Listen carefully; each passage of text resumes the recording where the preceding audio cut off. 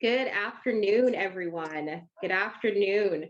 Welcome to A Community Within Our Communities Celebrates Pride. Thank you all so much for being here and for tuning in. My name is Kendra Shea Marie Mullings of Kendra Yoga Center. Kendra Yoga Center is a local not-for-profit organization local to Georgina, Ontario, and we make yogic, esoteric, and whole life wellness practices accessible. Kendra Yoga advocates for the BIPOC community on any level necessary. Kendra Yoga is human rights, racial justice, education justice, and gender justice. We are so grateful to our community partners for helping us to bring this event forward. The Georgina Center for Arts and Culture, Jericho Youth Services, and Sandgate Women's Shelter of York Region. Thank you for helping us to bring this forward. Certainly our pleasure. Very welcome. We're excited to be here. Yes. Thanks for giving us this space. We are excited for being part of the amazing event. Mm-hmm.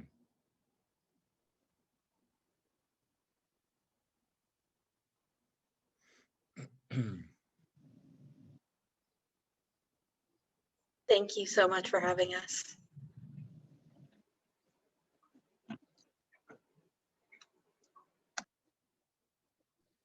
So let's hear a little bit from the Georgina Center for Arts and Culture about their organization.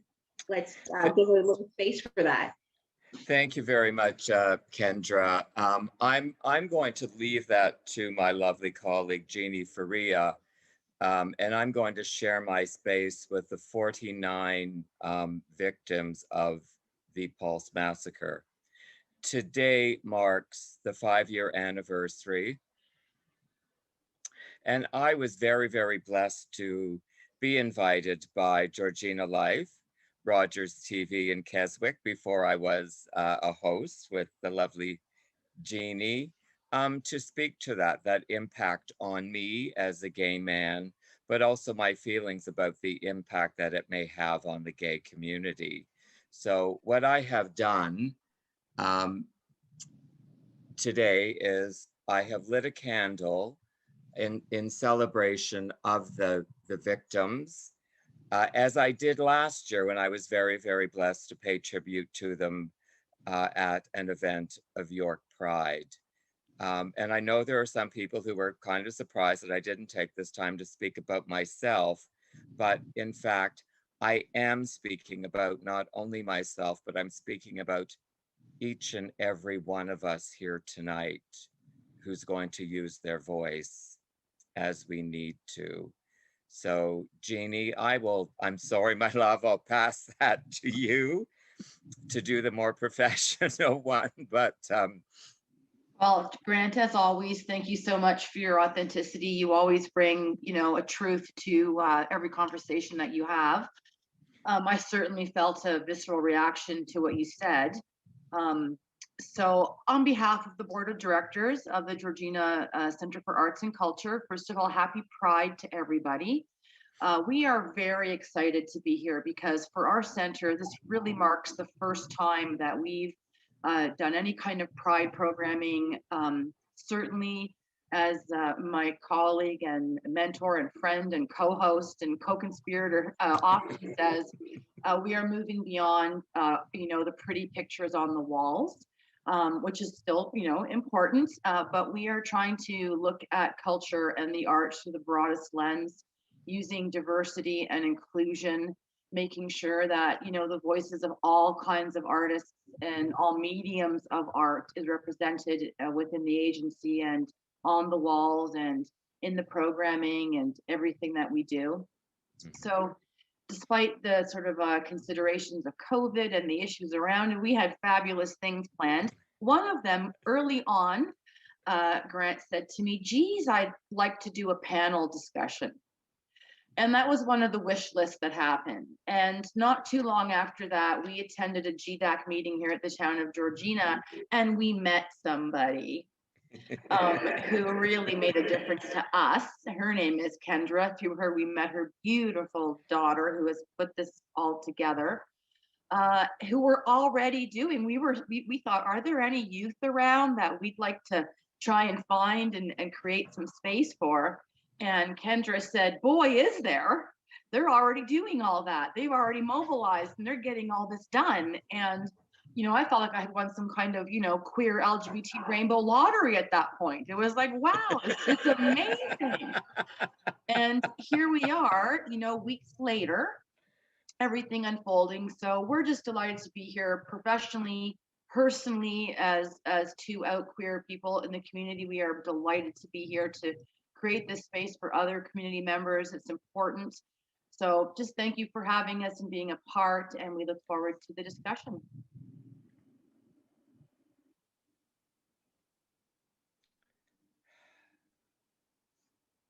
Now I would absolutely love to hear a little bit. Thank you, Grant and Jeannie. Yes, we love that you're here with us, and I'd love to hear a little bit and give space for Chantel from Jericho Youth Services to tell us a little bit about the amazing work that Jericho does. Hi, everyone. I'm Chantel from Jericho Youth Services. We run multiple free after-school programs and low-cost camps across Georgina. We really want to welcome all children to our accessible and inclusive programming. We, as well as Jeannie and Grant said, were approached by Kendra and just started this amazing group of panel discussions, and Jericho is so humbled and pleased to be part of this. So thank you so much, and happy Pride Month.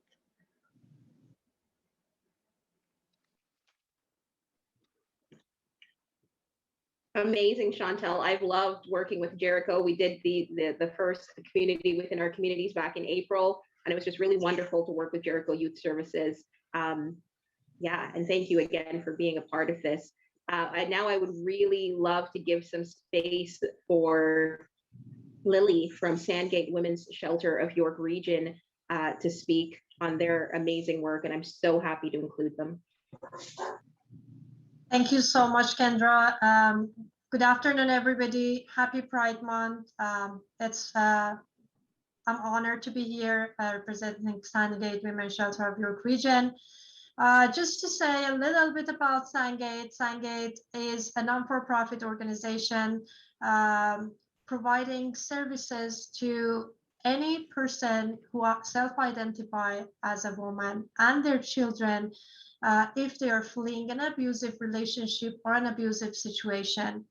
We provide safe space to them with 2 shelters location, one located in North in Georgina and one located in South. We have 24 hours of staff on site to provide services to women and children in our centers, in our shelters. As well, like in addition to that, we have our community programs, including transitional housing support workers, outreach counseling, women's group, and Let's Talk program for women and their kids, for ongoing services to women after they discharge from the shelter, or for women who do not need to access the shelter, but still need support with their journey. And we honor every single woman's journey as an individual journey. We are an inclusive organization. We welcome, as I said, any person who identified as a woman.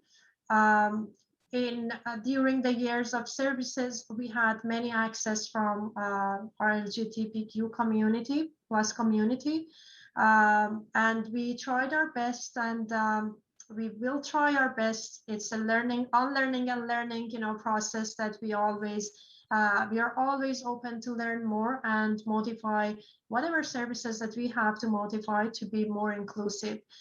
So thank you so much for giving me the space. We are really honored to be part of this program. Normally, we always been part of the York Region Pride, but having this platform, even virtual during COVID, for specifically Georgina, that we know we need a little bit of more push and work, and we are all here to do that work.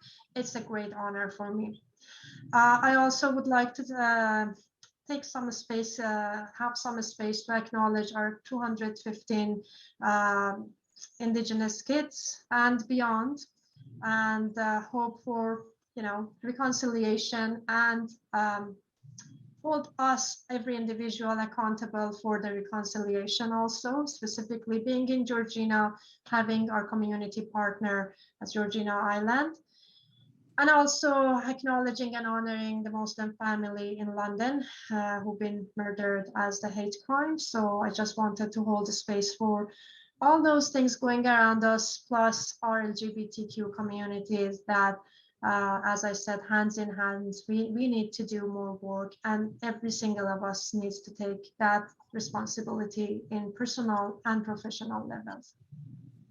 If I may, I want to take a moment just to read through a historical moment and honor one of the LGBTQ trans woman's journey very quickly, who from 1950. So in the 1950s, a Black trans woman named Ava Betty Brown was tried for the charge of female impersonation and fined $100. The local news reported her home address after she was charged. The case was written about in the Black press like Ebony and Jet magazines, where she was labeled as the double sex defendant.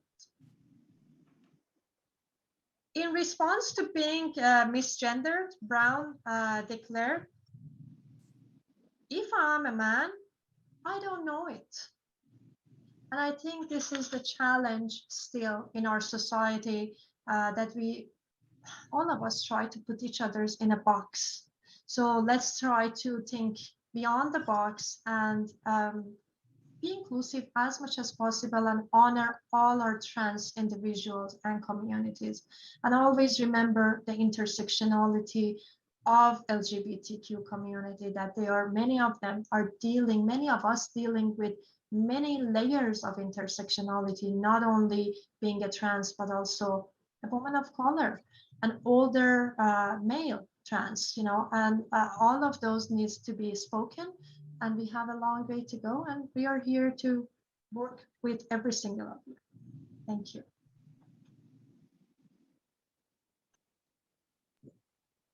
Thank you so much, Lily. Sandgate is an amazing organization, along with all our other community partners. And that piece there, thank you for that. That was our Pride history moment, brought to you by Sandgate Women's Shelter of York Region.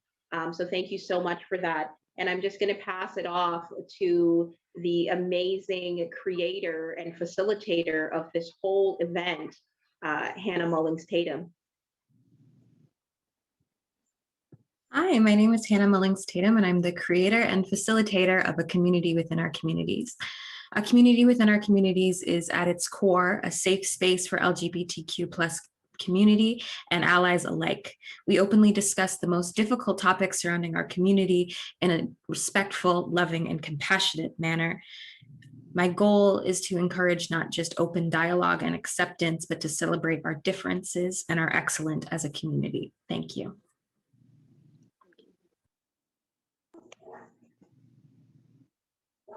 Amazing. And yes, we are so proud of Hannah. Well, how wonderful when we sit back and let the youth lead.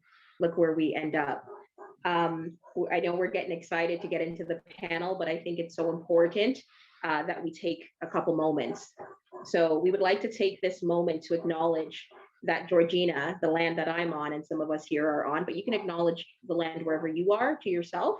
So Georgina is located on lands belonging to the First Peoples of the Williams Treaties First Nations and other Indigenous peoples.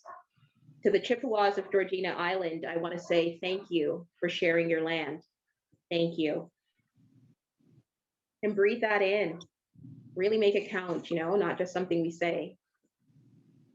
And then I would like to take this moment to acknowledge that Black people, African people, are the only people in history who did not leave their homelands in search of a better life.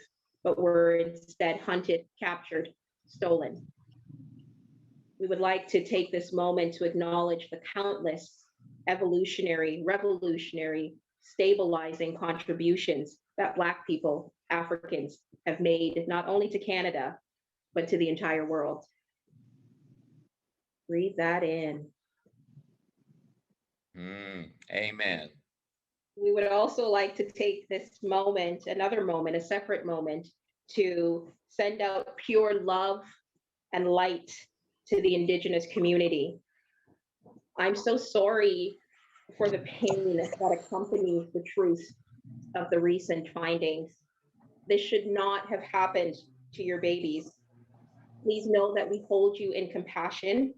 We cry with you, we stand with you, we fight with you and for you.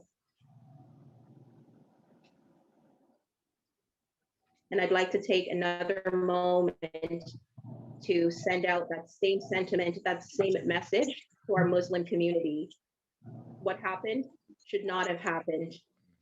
And please know that there are so many of us that are holding you in compassion, crying with you, and are willing to stand up and take your lead and stand around you, behind you, whatever you need, because that should not have happened. And I just want to take a moment and take a conscious deep breath, everyone all together, everyone here in the meeting with me, everyone watching, and breathe all that in.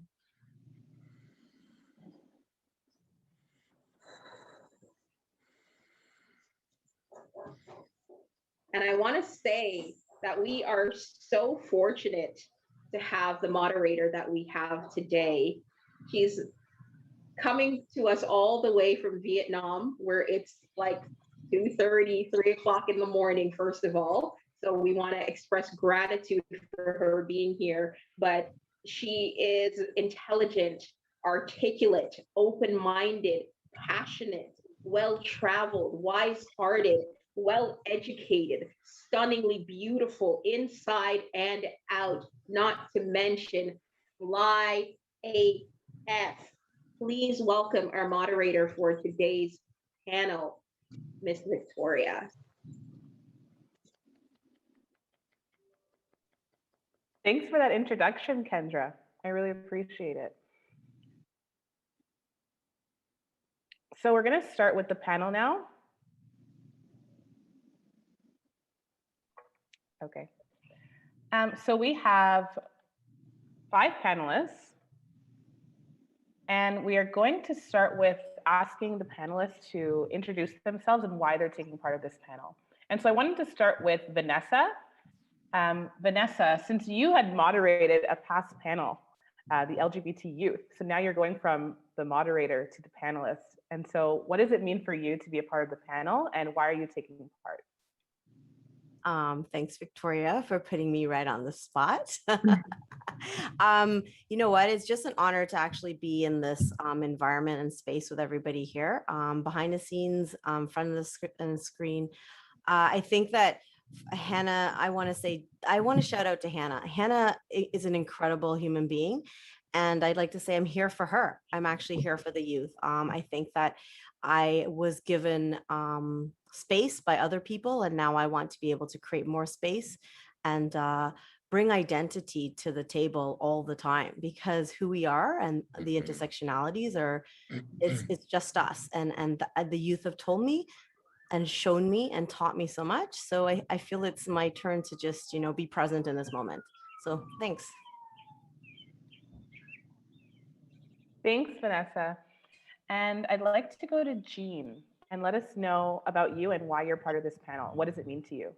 All right. So my name is Jeannie Faria, and I'm here, of course, for our community. I'm here because we're doing this kind of programming, but really, ultimately, I'm here because there are many of us who have not lived to tell, who do not have voice or space or anything else, simply because they are who we are. They were reflections and early reflections of who we are, whether it's people of transsexual origin, people as trans, queer women, gay men, Grant mentioned earlier, we keep losing people. And if you look statistically at some of the rates of abuse and suicide in our youth, in our trans youth, these are numbers that really, if they were given to any other species, they might be considered endangered. But to us, we just have to kind of go, oh, let's hope that things are okay. So part of making things normal, and I really don't like using that word because I don't really know any normal people anyways, is just it's visibility. It's like, we're here, we are queer, and yeah, you need to get used to it. And in terms of the youth, I know for me, when I came out, there was a huge piece of understanding who I was as both a queer woman, as a femme woman, was saying there were people before me that plowed the road. There were activists and lesbians that were out there. There were gay men that were out there. There were trans women out there plowing the way through in no easy way either, literally at risk to their very lives. So we get to celebrate Pride all month. It's all wonderful. It's a party. It's balloons. It's rainbow colors. And that's wonderful. But in fact, Pride is and always was, steeped in rebellion, simply that we have the right to exist. And so that's why I'm here. Mm-hmm. Thanks, Jeannie. That was great. Wow. And Grant, can you tell us why you're here and what this panel means to you? Oh, my goodness. I can't be as selfless as everybody else. Let me tell you, I'm here because I'm a 65-year-old gay man who recently discovered in a conversation that I was not part of the conversation. I think part of our challenge as a community is that there are so many conversations happening within the conversation. And I find that a little bit daunting, that to the point Jeannie made, I've been saying in these conversations, listen, bitches, you wouldn't have the voice you've got if I hadn't plowed the way. So not to be indelicate, but the bottom line is I do think that the voice of the gay elder doesn't seem to be part of the conversation, or if it is, it's not really being listened to, or more importantly, heard. We do bring an enormous amount of lived experience to the table that should not, I repeat, should not be a part of history that is forgotten. Wow, that was strong. Wow, thanks, Grant. You're right about the conversations. There's many conversations happening within one community. And it's like Lily said earlier, that there are so many intersections that you can't forget when having conversations about LGBTQ individuals. I'd love to go to Rosalind. Tell us who you are and why is this panel important to you? What does it mean to you? Okay. First, why am I here? Jeannie asked me. First thing. And I'm so happy that she did. So for me, I was doing a lot of this work, reaching out in activism for I don't even know how many decades now, for quite a long time. And then there was a period of time that I had to stop because I was also a caregiver for my mom. My mom died back in November, the end of November, so I've been able to start coming out and start engaging again, which is something that I really missed. I missed getting out and engaging with other people through different, and look at this, we have somebody in a whole different part of the world here today. Just reaching out and speaking what is happening, what has been happening, bringing the history, the lost history, because so much history has been whitewashed. So having that opportunity to talk about that. I love that Sandgate's here too, because I had a lot of opportunity back in 2015, 2016 to do some direct work, sending facilitators out there to do trans inclusion work. So it's really great to sort of see Sandgate here and talking about it and bringing up some history as well about people from the greater trans communities. Yeah, that's, you know, I could probably go on for quite a long time. Jeannie knows me.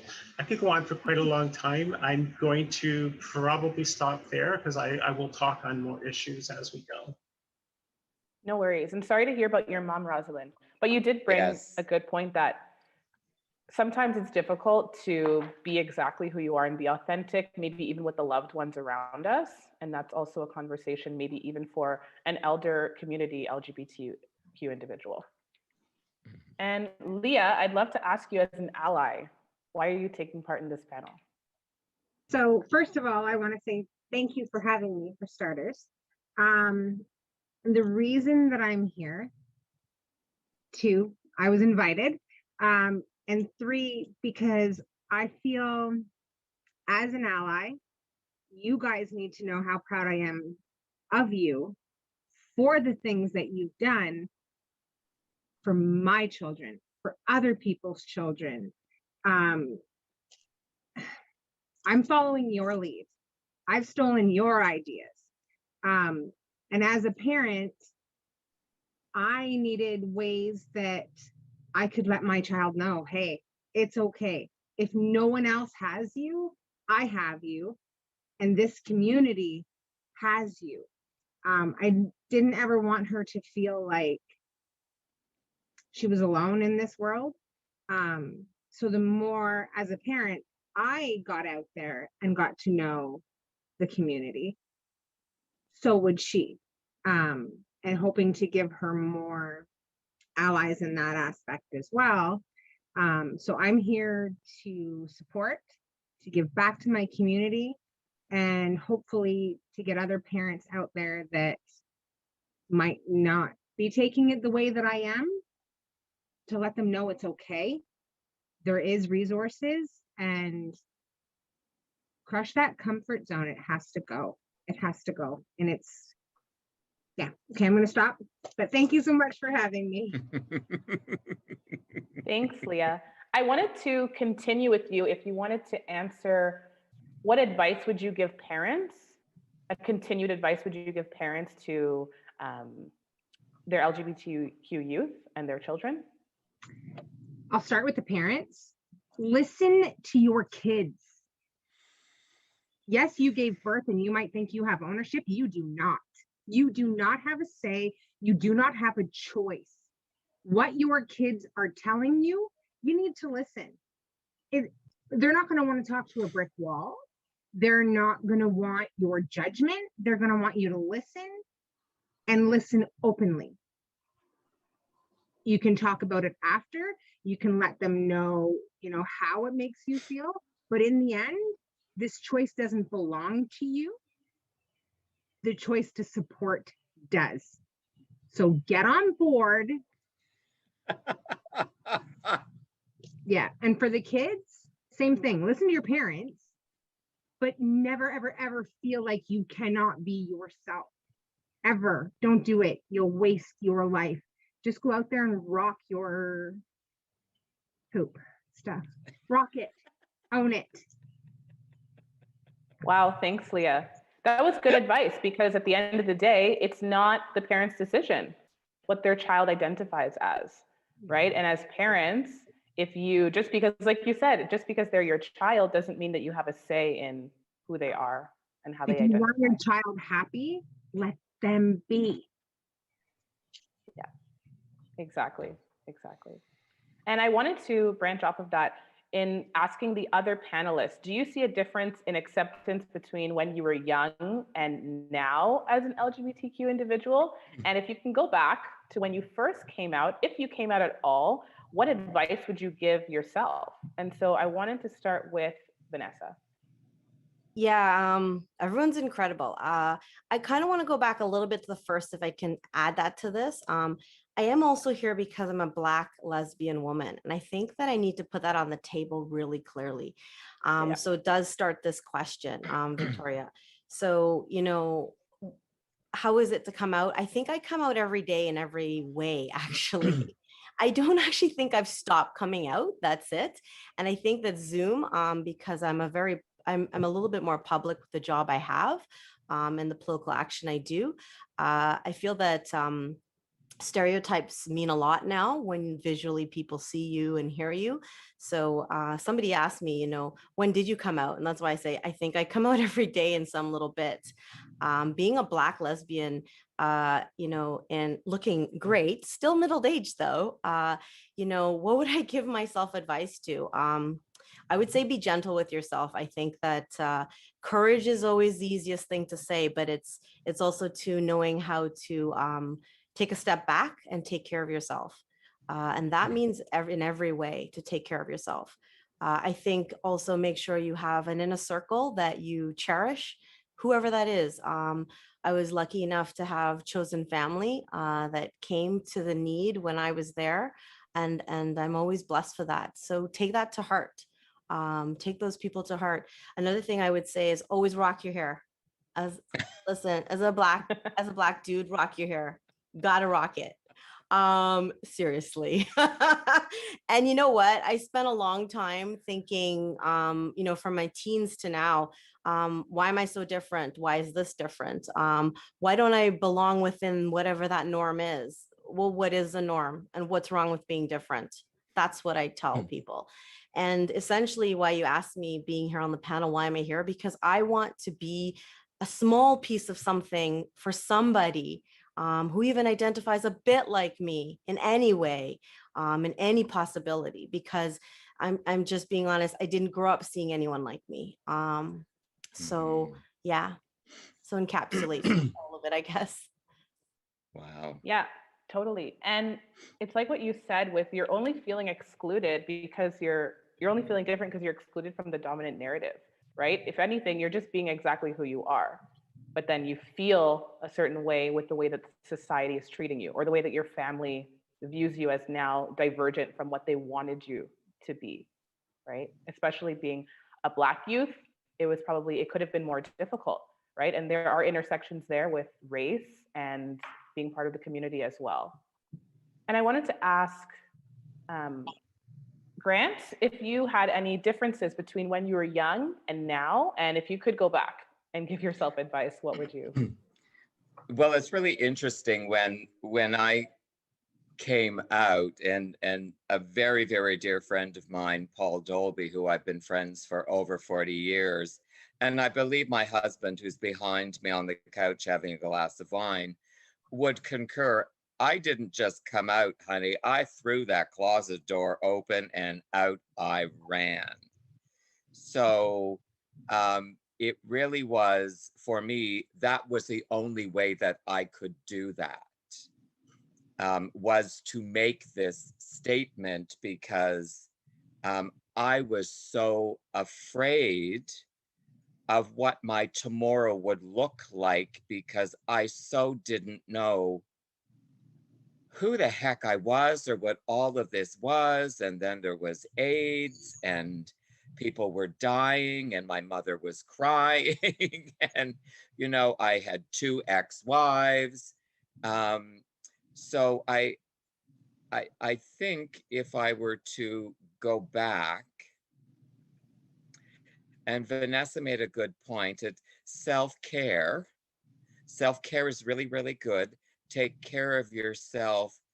I would like to think that I would have more trust in myself, that I would understand that I was going to be okay on this journey that I had begun. I think that's what I would say to my 24-year-old fabulous self, who was rocking more hair sister than Carter's have little liver pills back in the day.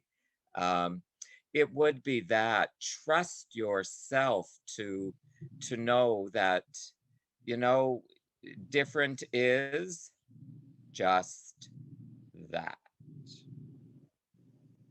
Thank you, Grant. And I wanted to move to Rosalind to ask, almost to echo what Vanessa had said about coming out again and again. Maybe you have never stopped coming out. And Rosalind, you were saying that now you feel like there's a chance for you to be more open with who you are. And do you feel that same sentiment of coming out again, even on a daily basis? And what's the difference between before and now? And what advice would you give to yourself? Okay, first, I want to sort of clarify something. It wasn't because my mom was alive that I wasn't me, because I've been me for many, many years. It's because my mom was ill. So my sister and I were the primary caregivers. So besides working, we were caring for my mom. So there was no time to be out and about and doing stuff. So so that's really what I meant. It wasn't that I wasn't able to do anything. Thanks for the clarification. Yeah, I kind of picked up after. If my daughter's watching this, I'm gonna get in trouble. So, because I wanted to put that out there. Gosh, yeah. So for people who are transsexual, I want to say two things. And as was just voiced, is because, especially because I'm Black as well. Yeah, we're coming out all the time, but for me, I think the term for us is self-acceptance, because we come out the day we walk out that door. It isn't about an option and telling people, oh, look, it's like, I've lived in the same home for 20 odd years. So, people who may have known me a long time ago would see me today. And so here I am coming out again. So I think if I were to go back to my younger self, there's two messages I would give myself. One is, don't try to die. The other is, you will make it through. There were some really, really dark times that I didn't think I was going to make it through. So to let myself know that, yes, you will make it through, and the world isn't ending, and you can be, everything. I hate that it gets better things, so I'm not going to say that. But you will make it through. So I think that's the message I would tell myself if I were to go back, because I honestly didn't think that was going to be. I didn't think I'd make it past my 20s. So I don't talk about that very often. But yeah, growing up where I grew up, there were multiple challenges. We were one of the first Black families. So I grew up in an all surrounded white, everybody went to school, we were like so marginalized there. So the idea of coming to my self-acceptance then was never going to happen, because we were already dealing with one form of hate. So yeah, just that you're going to make it through. I mean, I have again, there's so many things I want to talk about, is it easier for youth today than it was then? Oh, to have internet back then, right? To have internet and to be able to type in something into a search engine and to say and find out that you're not the only person in the world that felt this way, because that is amazing, like just incredibly isolating. So yeah, I would love to have had that ability to look back. So I'm really happy that youth have that. I'm really happy that moms have that. I have like one of my best friends reached out to me when I was working in Toronto to say, hey, look, I just found out I have a daughter. I didn't know that I have a daughter. Help me. And so we've become really close friends since that day. She listened to her daughter, and the whole family rallied around. I even went and stayed there for about a week when I was in Alberta. So it's great to see when mums and parents come on to things and speak about caring your child. So I want to say thank you to that. And again, I wanted to say thank you to everybody who's here. But yes, listening and letting myself know I will make it through. If there is some sort of a light at the end. And I mean, look, I've got two amazing daughters and an amazing grandson now. So what more could I ask for? And can I? Yep. I just want to jump in there, and while I'm very, very much aware of my white privilege now as a 65-year-old gay man, as a 24-year-old white faggot, there was no privilege, white or otherwise. So I just want to throw that in. That is very, very different today. And again, I'm very much aware of my white privilege. But let me tell you, trying to outrun the guy with the baseball bat on Yonge Street, that's the focus. So Grant, I wanted to, and thanks Rosalind for sharing. Yes. And I like what you said about no option for coming out, right? You're coming out as you step out the door. And so you're just trying to accept yourself every day. And Grant, just to what you said, do you think there's a difference to what coming out means right now in 2021 than as to when you came out or when you would have liked to come out? Oh my gosh, I should have come out at 9, girl, let me tell you. Yeah, I do think there is, because I think, you know, to Rosalind's point, oh my God, where was the internet? If we'd been able to ask those questions, you know, and have a better understanding, first of all, of really what is the impact of that decision we're making. I mean, we know the world around us is going to be challenging regardless of how we present at times, but I would say, yeah, I mean, you know, one of the many, many hats I wear is a facilitator and trainer working with children and youth. And I also am a teacher. So I do believe that knowledge is power. So, you know, I want to, you know, give a shout out to the lovely Hannah there, who's so articulate, well-read, and presents herself fabulous. That whole online thing really provides an advantage, I believe. And again, a shout out to everyone on the panel who's over 50. Let me tell you, we had some of those very difficult conversations on your behalf. So yeah, you know, I think the coming out experience is unique to the individual and what their environment looks like. But Leah, if I can just give a shout out to you. Thank you for hearing what your child said and reinforcing this is not about you. If you have made it about you, you are not hearing what needs to be said.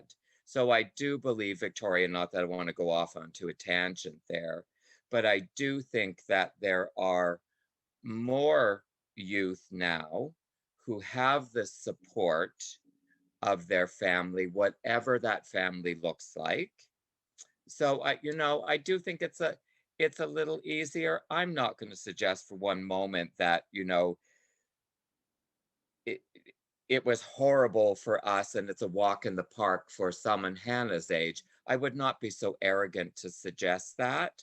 But I do think the resources and the conversations that youth can have today we were not afforded that luxury back in the day.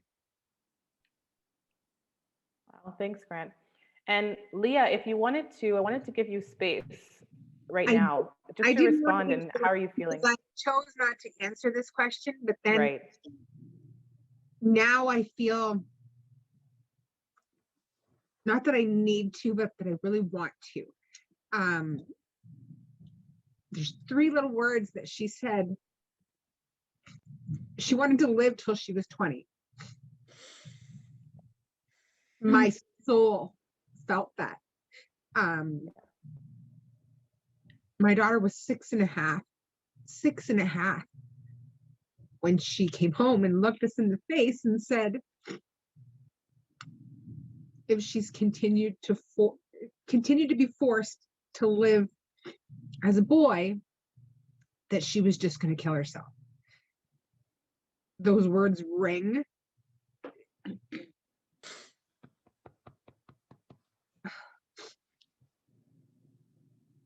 I wouldn't want that for my child. I don't want it for any of the children that have already said goodbye to us. For the ones that we've lost, we will mourn them forever, but we don't want to lose any more. And I know I'm not just speaking for myself on that. I can speak for all of you, and I will speak for all of you. We can't lose anymore. So again, as parents, turn on your listening ears. Hear your kids, listen to your kids. Take a walk in their shoes one day. Feel it for yourself. They're your kids. You need to support starts at home. We've all learned that growing up. It starts at home. So listen to your kids. Give them an ounce of your time. Or again, they might not make it till 20. And who's going to own that? The parents. I'm sorry, but the parents. Because if you don't accept your kids, how do you expect anyone else to? It starts at home. Thank you. Leah. Thanks, Leah. Oh that was my. really powerful. And you're right that a lot of LGBTQ youth feel like they won't be accepted and that there's no other way out. Right. And that's a reality for a lot of people. Going to. So they just stay in the closet and eats their soul. It's not fair. Yeah. And this continues the cycle of maybe people leave home. They don't have a good healthcare. They don't have good jobs. They're looking for places to find shelter because they weren't accepted by their family of origin. Right. And that's the cycle. That's where the trauma continues. Absolutely. So thank you. Thank you for sharing that. And I wanted to go to Jeannie to ask if you think there's a difference between what it means today, because Grant said social media, right? And that social media has that access to maybe a community that you wouldn't have seen before on the internet because there was no outlet for that. Or maybe that people are able to research and say, oh, someone is like me and they have the same struggles as me. Do you find that true as well? Yeah, I think it's a game changer, one of the things that you had asked earlier was sort of like, what advice would I give, the younger me? And it's just find your people right away. Go out and find your tribe right away, because that anchors you. It gives you history. It gives you context. It gives you belonging. And we are biological mechanisms that need to be with our people. We need to be with our tribe. Like that's ingrained in us. So yeah, when I came out, for me, certainly there was, as a femme, there's always this kind of dance because I have this incredible privilege where I can go out into the main herd and I can navigate through that herd effortlessly. So no one's looking at me as a butch dyke. No one's looking at me, as a trans masculine person. I just get to go and just maneuver through the world that way. So there's enormous privilege in that. The sort of flip side of that is within my own community, those of us who are identify as femme, Rosalind, you know this, we are invisible within our own community at times. I've been walking down in the Dyke March and been asked, why are you here? And it's like, I'm literally walking down the middle of the Dyke March, but because the monikers of queerness that are usually masculine, right? So if I was androgynous or butch of center, there's almost like a validity that comes with that within the queer community. And I think for reasons of misogyny, due to larger influences of patriarchy, that things that are seen as femme or feminine, although while it gives you certain passing advantages, are denigrated in the queer community and seen somehow like you're suspect. You're not really queer enough. Are you really queer? Are you trying to be in the closet? I was in the closet for about 5 minutes when I realized exactly who and what I was, because I had just way too much clothes and shoes in there, and there was no way this was going to stay in the closet, baby, But I still had to really find my people, and it was really when I found the butch femme community, and through the butch femme community, the trans community, and through that, even more importantly, my femme sisters, that I got anchored into, who I am and what I am, and that I always was. I just didn't know. And we always were, as Grant would say, there were already those generations before, you know? So Yeah. Thank you, Jeannie. And yeah, being lost and not feeling visible inside of the community is also an intersection, right? Because you can say that you identify and people are questioning you. mhm. And then you feel like you're not valid for not looking a certain way or not presenting a certain way. Vanessa, I wanted to bring it to you of what's the difference between coming out in 2021 versus when you came out? And you spoke, Vanessa, you also spoke about the chosen family because Jeannie was just talking about finding your tribe. Right. And so, Vanessa, how does that feel to you in terms of the chosen family that you were speaking of before? Yeah, it's a really good point. I mean, I'm really listening to all of you, and the community within the communities is interesting. Like I'm going to say it in another part, there's margins in those though. And I'm still trying to figure out how far in the margins I am. It depends on where I am and what context I'm sitting in. I'm just lucky I have chosen family. Honestly, I don't know if it's personality or context, but I still don't feel like I see anyone like me out there. So if you ask me what's the difference, there is no difference there, because I think mentorship and role models aren't words anymore.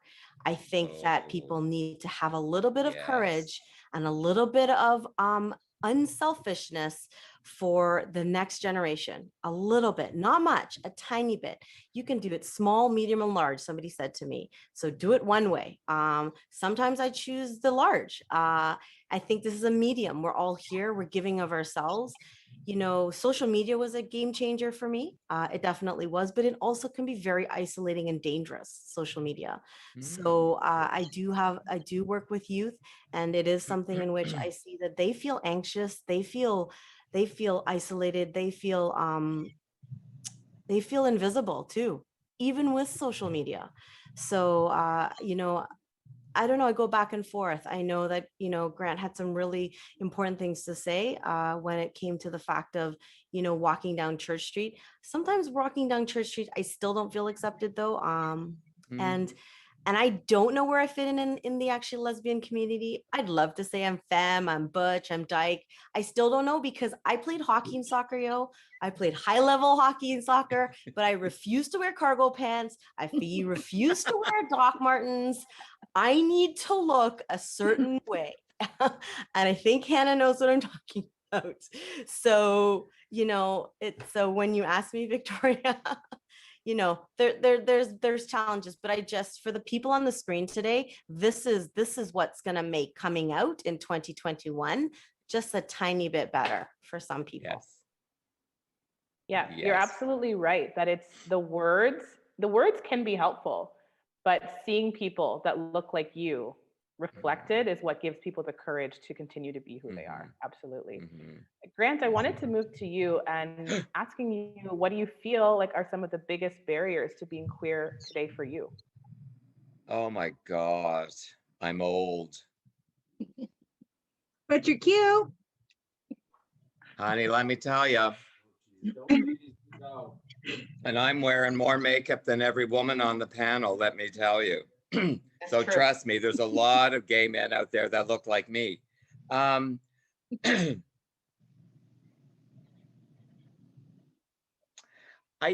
think what I struggle with the most, and again, to Vanessa's point, I'm very blessed to have certain individuals in my life that are family and are supporting, but I've made some rather, well, not harsh, but fierce posts about gay community. Stop expecting inclusivity when you're not prepared to offer it within your own community. So that is kind of what I'm feeling now at 65 years of age. I shouldn't be having these conversations. I've lived, and I've lived a good life, but I do think it is that within, certainly I'm going to speak to the male gay community, oh, honey, if you're old, you are invisible without question. So I think that's probably the biggest challenge for me, is to wake up each day. And Vanessa, you kind of said it too. It's like, you know, I don't know where I fit in, or if I really fit in, or, you know, if I'm on Church Street during Gay Pride, which I don't do, because Church Street Gay Pride doesn't really define me. It doesn't represent my 32 years with the same man. So, you know, yeah, I'm wearing the costume and I do fit in on some level, but I will say the biggest challenge for me now as a 65-year-old gay man, I really do often feel invisible.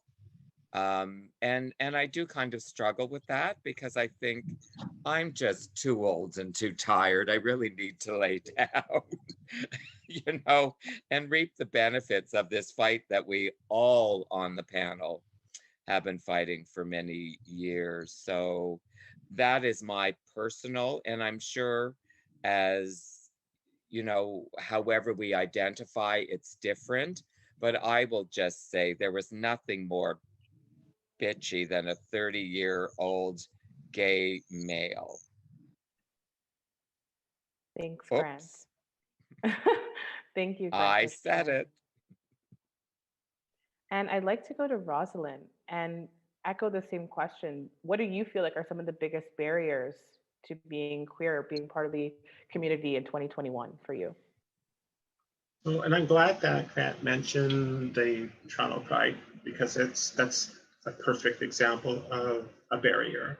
Their reluctance to actually accept or fully accept people of color and give them that space, rather than marginalizing and putting into a little corner.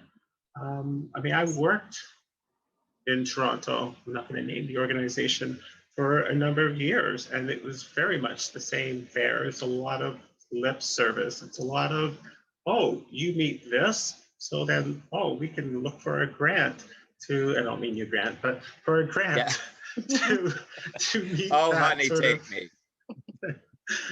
to meet this sort of quota. And then it's like, so there's a lot of lip service that's happening from a lot of agencies out there. The agencies themselves have kind of taken away or dismantled or been a part of dismantling the more grassroots types organizations or groups, because you still need to find places to meet, so you meet there.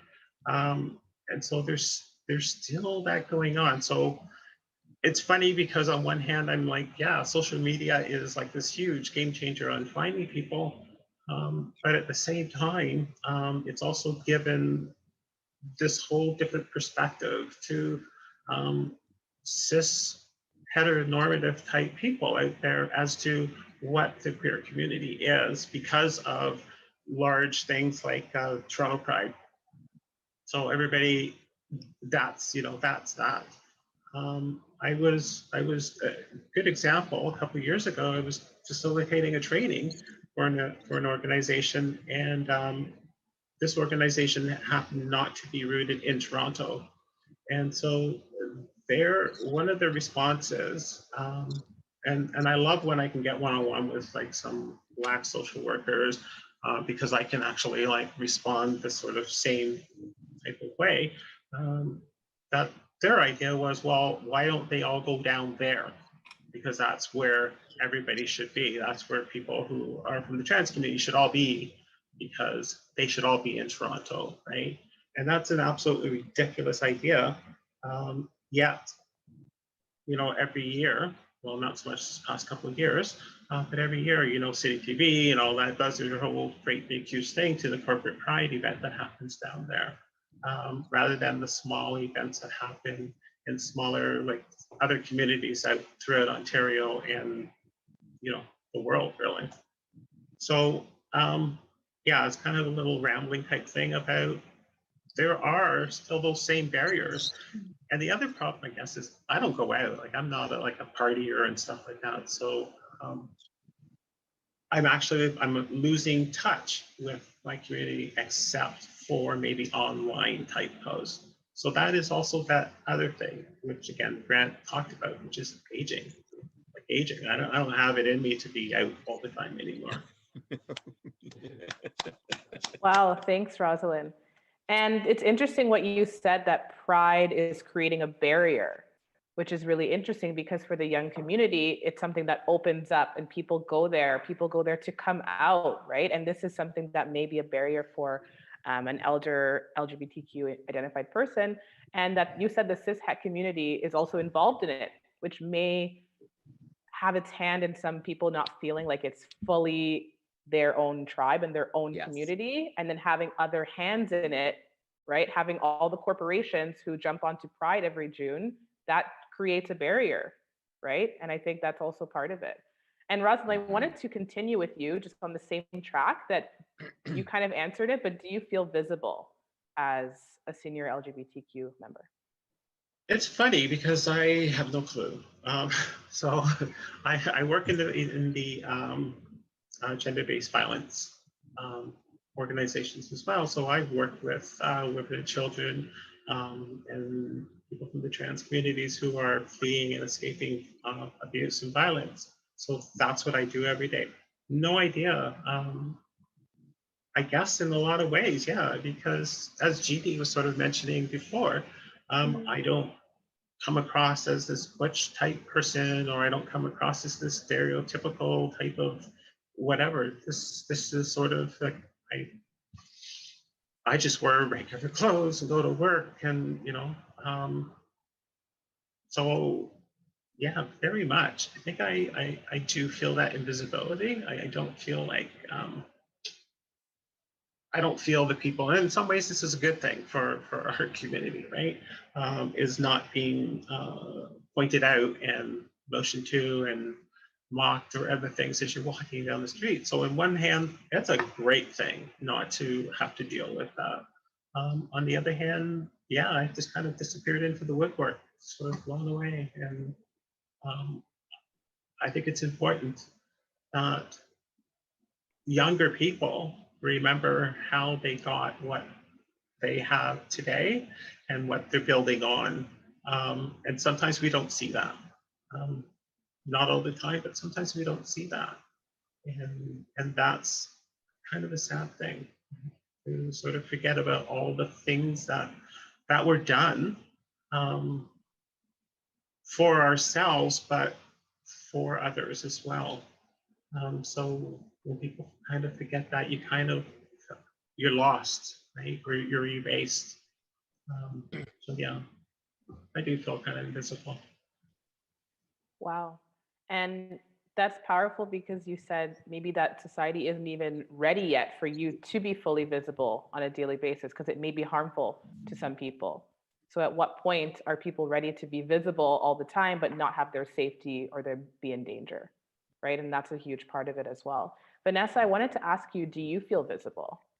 So I chose to do this actually for my partner, who's a lot older than me, because and some of her friends, I think seniors actually are becoming more invisible. And it not only worries me, but it saddens me because I think that a past and a present and a future are all connected.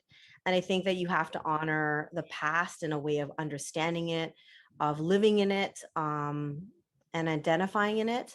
So I don't fully feel invisible or visible. That's not the question. I just wanted to do this on voices on my partner and some of the people that I love. I think that they are becoming invisible. And that saddens me to see that, because when I came out, it was in the 90s, and I feel that Toronto Pride had something still in it, because I'm from Toronto, and I actually enjoy being at smaller prides right now.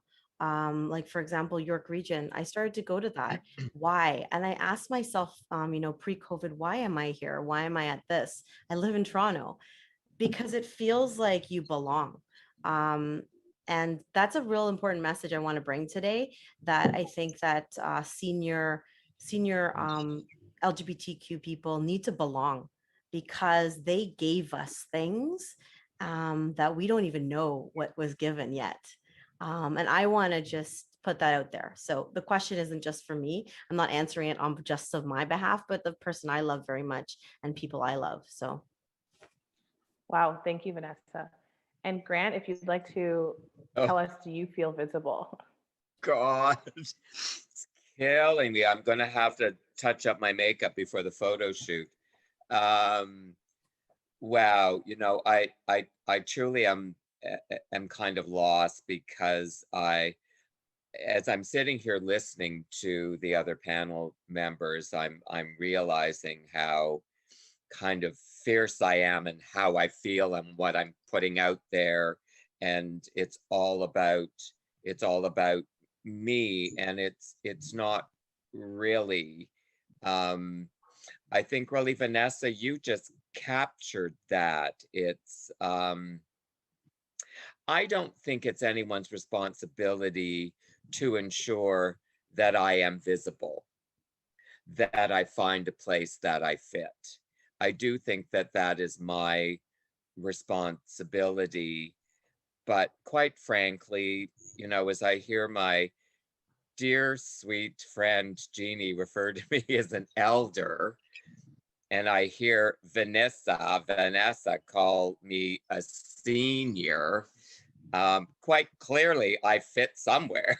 So, but I think if I may just the reason that I was excited about doing all of this was, Victoria, to your point, I did feel invisible.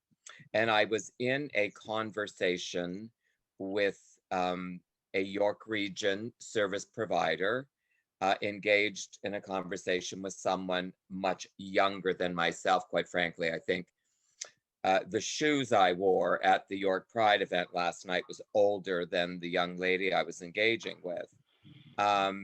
And just to hear or that narrative around how perhaps the older white gay male may have been not using the platform that was given to them in the way that they should have. Well, when I put the top of my head back on, I was very hurt, but more importantly, to your point, it's, oh my gosh, not only do I not have a voice, I no longer have a seat at the table, and no one really gives a rat's ass, sorry to the children listening, about the road that we traveled. And I'm not saying that, you know, Hannah, because she's here and I'm looking at her pretty face, shouldn't benefit from our journey, because yeah, why not? We didn't do this for the good of our health. We did it in order to not only make a contribution to the community today, but to also make this road be traveled a little differently. But yeah, I think by and large, simply put, I do feel more invisible today than I did even 5 years ago, I will say. And I'm on freaking TV, so everybody sees me twice a week. And York Pride invites me to host their events because I'm a man of a certain age and I bring something different to the experience. So, you know, I may be pissed, but I'm still blessed. Thanks, Grant. It's interesting what you said about the personal responsibility, right? Because people feel invisible, but in your eyes, maybe people should make themselves visible or try to make themselves visible where they can. Yes. Right. And yeah, that's really interesting. I wanted to continue with that of what is it like to age in the margins? Jeannie, I wanted to throw it to you. Yeah, aging in the margins. Well, you know, first of all, I live, you know, in rural Peverlaw, Georgina. So just a little bit about kind of being visible or not visible. You know, the only place I'm visible is like Home Depot for my ongoing house renovations that do not stop. But as I reflected upon that, I thought, you know, in a way, there is what I'm going to kind of, I think of as right now as a queer diaspora that has happened. So because of the 1950s, because of the 1960s, because of the 1970s, when really there truly was a gay ghetto, where that was the only place that you were safe if you were other, you know, this community was created. And then for many of us, my generation now, it was already there when I finally took my first steps, you know, in Toronto anyways, down to church in Wellesley. And then sort of a gentrification has happened where, you know, you need to be a billionaire to have a store or run a, you know, never mind a dyke bar down there. That's just not going to happen anymore, you know. So the interesting thing is that because things are different than they were before, there has been sort of a move out to the suburbs, a move out into other communities that maybe 30 years ago, it'd be like, oh, hell no, I'm not moving out to Peverlaw. Like, we're going to get our butts kicked, you know, in no time. So that was just a thought in terms of the invisibility part. So the aging, you know, for me, what I'm going to put again is it is not easy to age if you are female in this world. There are pressures put on you to look a certain way, behave a certain way. You are sexualized in that way. The younger, the better. I won't even go on that part. You know, and then as a lesbian, you are sexualized on top of that, because of course you can't have an inherent authentic sexuality of your own. You're a titillation for the male gaze, for heterosexual, that kind of thing. So yeah, so aging is difficult because I think that as we have to unpack all of our internalized stuff, our internalized misogyny, our internalized racism, all of that stuff, we have to be like, this is okay. Like, I'm 52 this year. It's got to be okay. We've all got to be okay, and we have to stop trying to fit ourselves into these molds that were not created to celebrate us, that were created to control and diminish and demean us. Because if you think about it, there is nothing more truly reviled in this world than something that is female and feminine. The worst insult that we just had is the worst insult you can say to somebody is, you're a bitch, you're what, these feminized slurs, because that's the worst possible thing that you can be. And in the gay male community, it's the same thing. You know, there used to be ads that would, you know, guys trying to hook up together, and it would say like, you know, no femmes, you know, you had to be like a big old butch daddy. You couldn't be a queen, you couldn't be a femme, because these were reviled characteristics. And now we're aging with these characteristics. You know, no one can see Grant's lines because he puts on so much bronzer every day with a hose that he looks perfect all the time. But in that way, regardless of sort of like the gender, there's still this thing about, you know, about youth, right? And having to kind of fulfill this impossible role, especially as feminine, queer presenting people. Wow, Jeannie, that was great. And it was interesting because of the sexualization, right? It puts something onto you that you never asked for. And it also can put people in dangerous situations. Again, that is put onto you by society and by a lot of people's internalized racism or homophobia or transphobia and misogyny, right? And I wanted to ask Vanessa, do you feel like you can echo some of these sentiments in terms of aging in the margins as a woman? Yeah, definitely. I mean, it's, I'm in a situation now with this year has been really hard for many reasons. I feel sometimes I'm in the margins of the margins.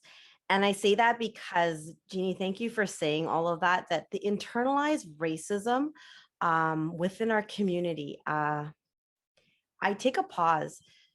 because I don't even know where I belong sometimes. I think this is the third time I've said this, because I don't. I feel like I'm outside looking in, and I shouldn't be. Like, this should be a period where I'm not outside looking in. I am in the community. And I wonder and shake my head, how do I get there?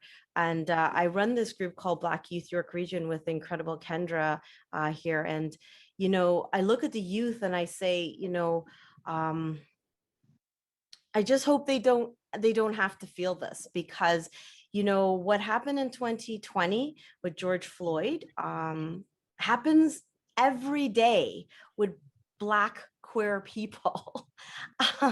And look at me, I have the advantage of a lighter skin. I say that with privilege right now. And I shouldn't have to say that at this point, but I do. And so, you know, yeah, like that is how I feel aging as a middle-aged Black lesbian. That's exactly how I feel. Then Jeannie put all those pieces of being a woman onto that. And, you know, you said that eloquently, Jeannie, I don't even know, like, I don't want to be a dyke. I'm saying it again because I'm me. Can I just not be me right here? And I love that everyone else wants to be them on the screen too. So yeah, Victoria, hopefully I answered, you know, that for the people listening the best way possible. Yeah, you absolutely did. And it echoes something that Lily had said in the beginning, that people love to put you in boxes, right? And you can't just be androgynous looking. You have to be a certain box, a certain exact label that they've put onto you, right? And Rosalind, I wanted to ask, do you feel the same sentiments, aging in the margins as a woman? Yeah, I don't know what else to add except for to talk about another part of me, which is the chronic pain that I live in. So, so I deal with, that's something extra that I deal with in every day, which is another reason why I hated Toronto Pride, because it's just too many people, too much, and you can't move. So it's like connecting with people who understand what you're dealing with, who are also from the community, who are also of color. Farther away from Toronto you get, the harder it is to make those connections. Sometimes it feels like, and I don't know why it feels that way. I facilitate two groups, one for the older trans community, one for anybody pretty much. And our older group is about 4 people most times that kind of come, 5 people sometimes. And it's great to meet and connect with everybody, but more and more, I'm feeling a loss at not finding people of color. Right? When I worked in Toronto, I ran I coordinated an older LGBT group, and everybody in there were white appearing. I'll use that term. And if a conversation came up. I think that was around the time where Trump Pride was talking about police not attending and stuff like that. And the anger from, it was Black Lives Matter coming in, the anger that I was hearing and the conversations I had to have within that group to try to explain why Black Lives Matter came in and did what they did. And pointing out that it is not just your Pride March, because I heard that. They came in and disrupted our Pride, and I'm like, what the hell? This is not just yours, right? This belongs to so many people. So yeah, so I feel in some ways sometimes lonelier because of the multiple different things that I sort of live with day to day. Yeah, so I don't know. And then all the stuff that Jeannie talked about. Of course.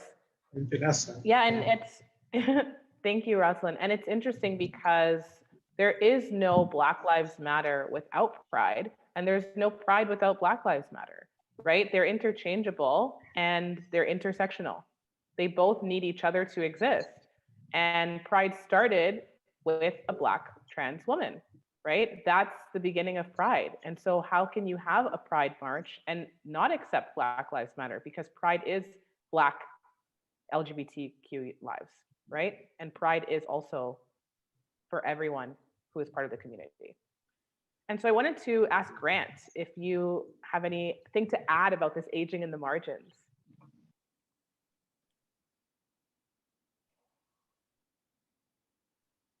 Your mic is off.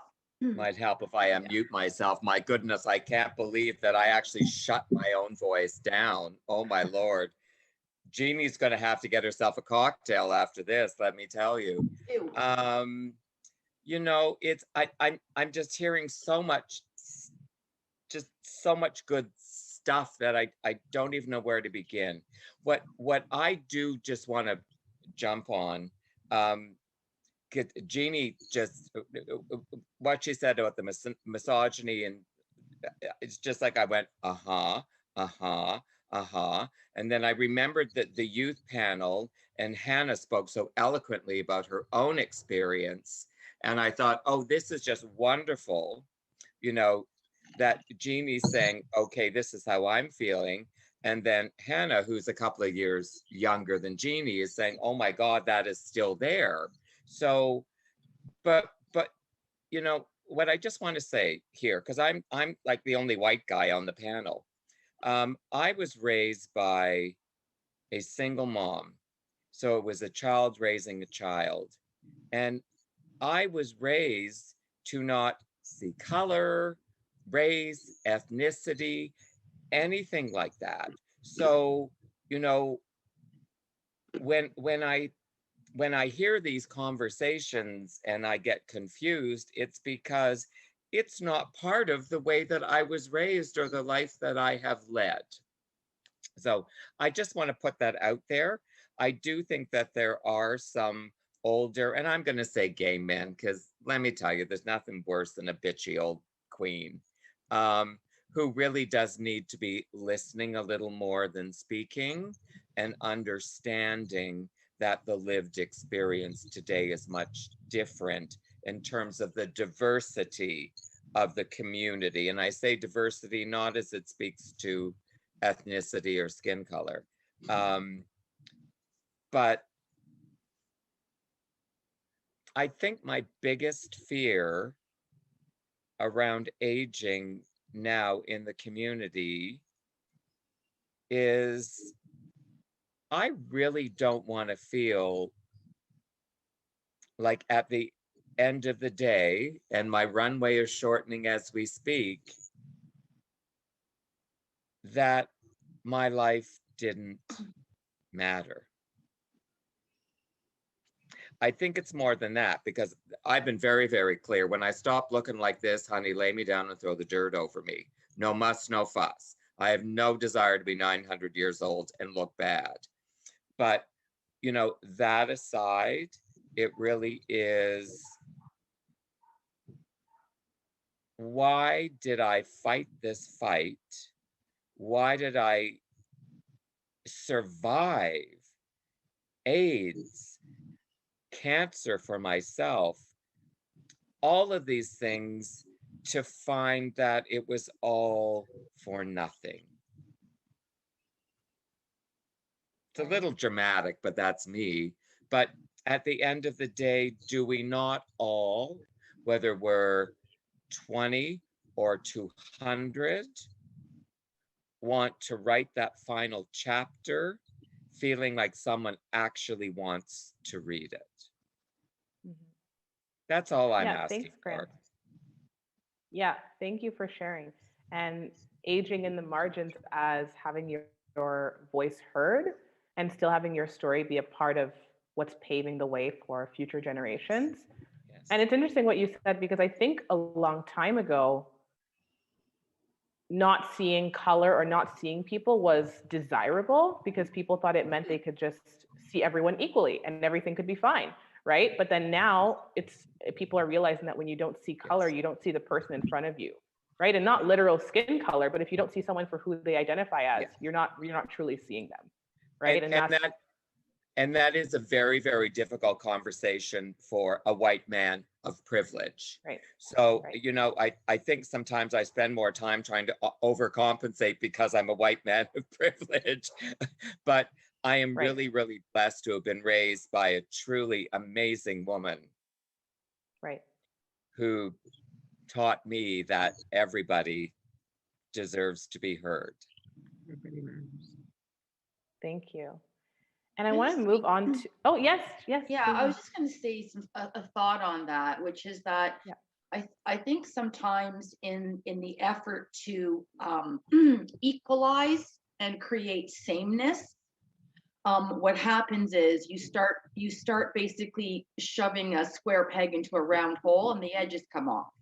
So, when, if somebody says, well, I don't see you as queer, or, oh, I don't see you as Black, or I don't see you as differently abled, or I don't see, well, you should, because this is actually who I am. Hmm. And who I am is how I go through the world, because the rest of the world sees me as these things. And when you're talking about, a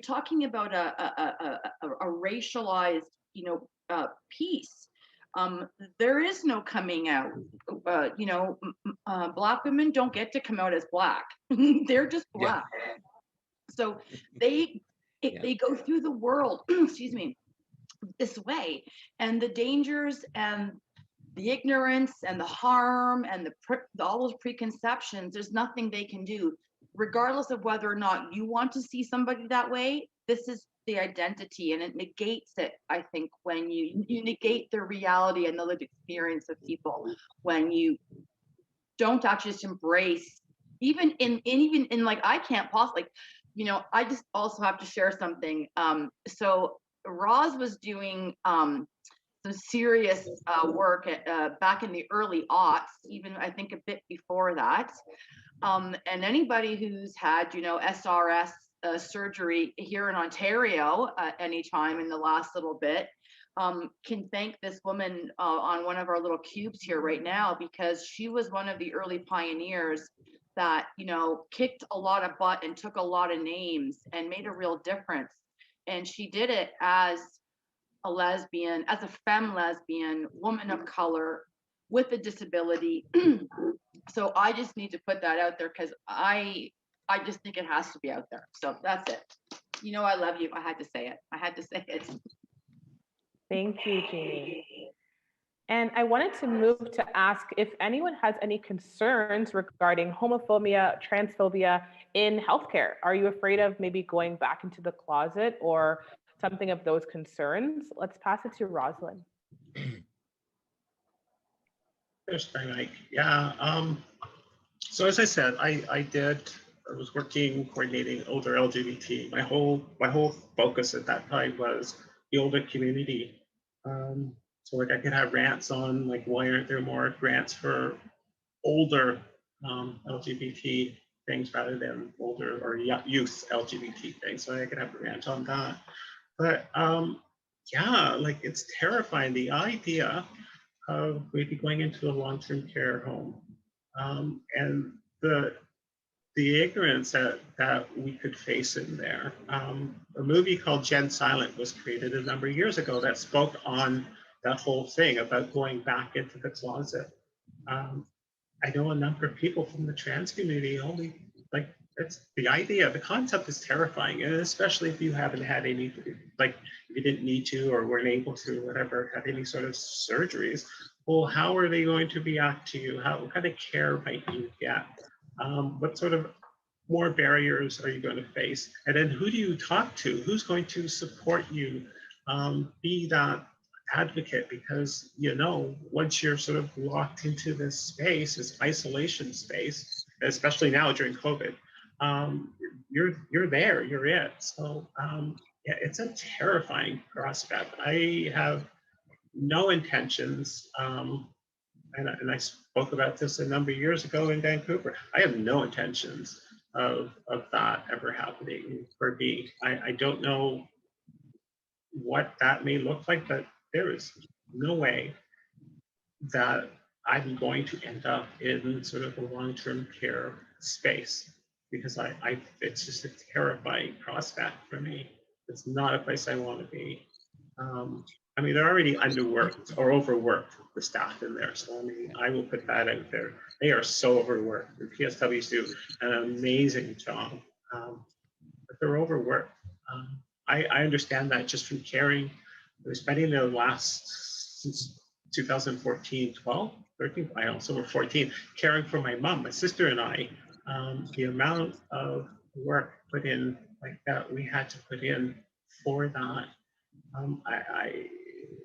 And so this were two people who loved my mom, caring for her.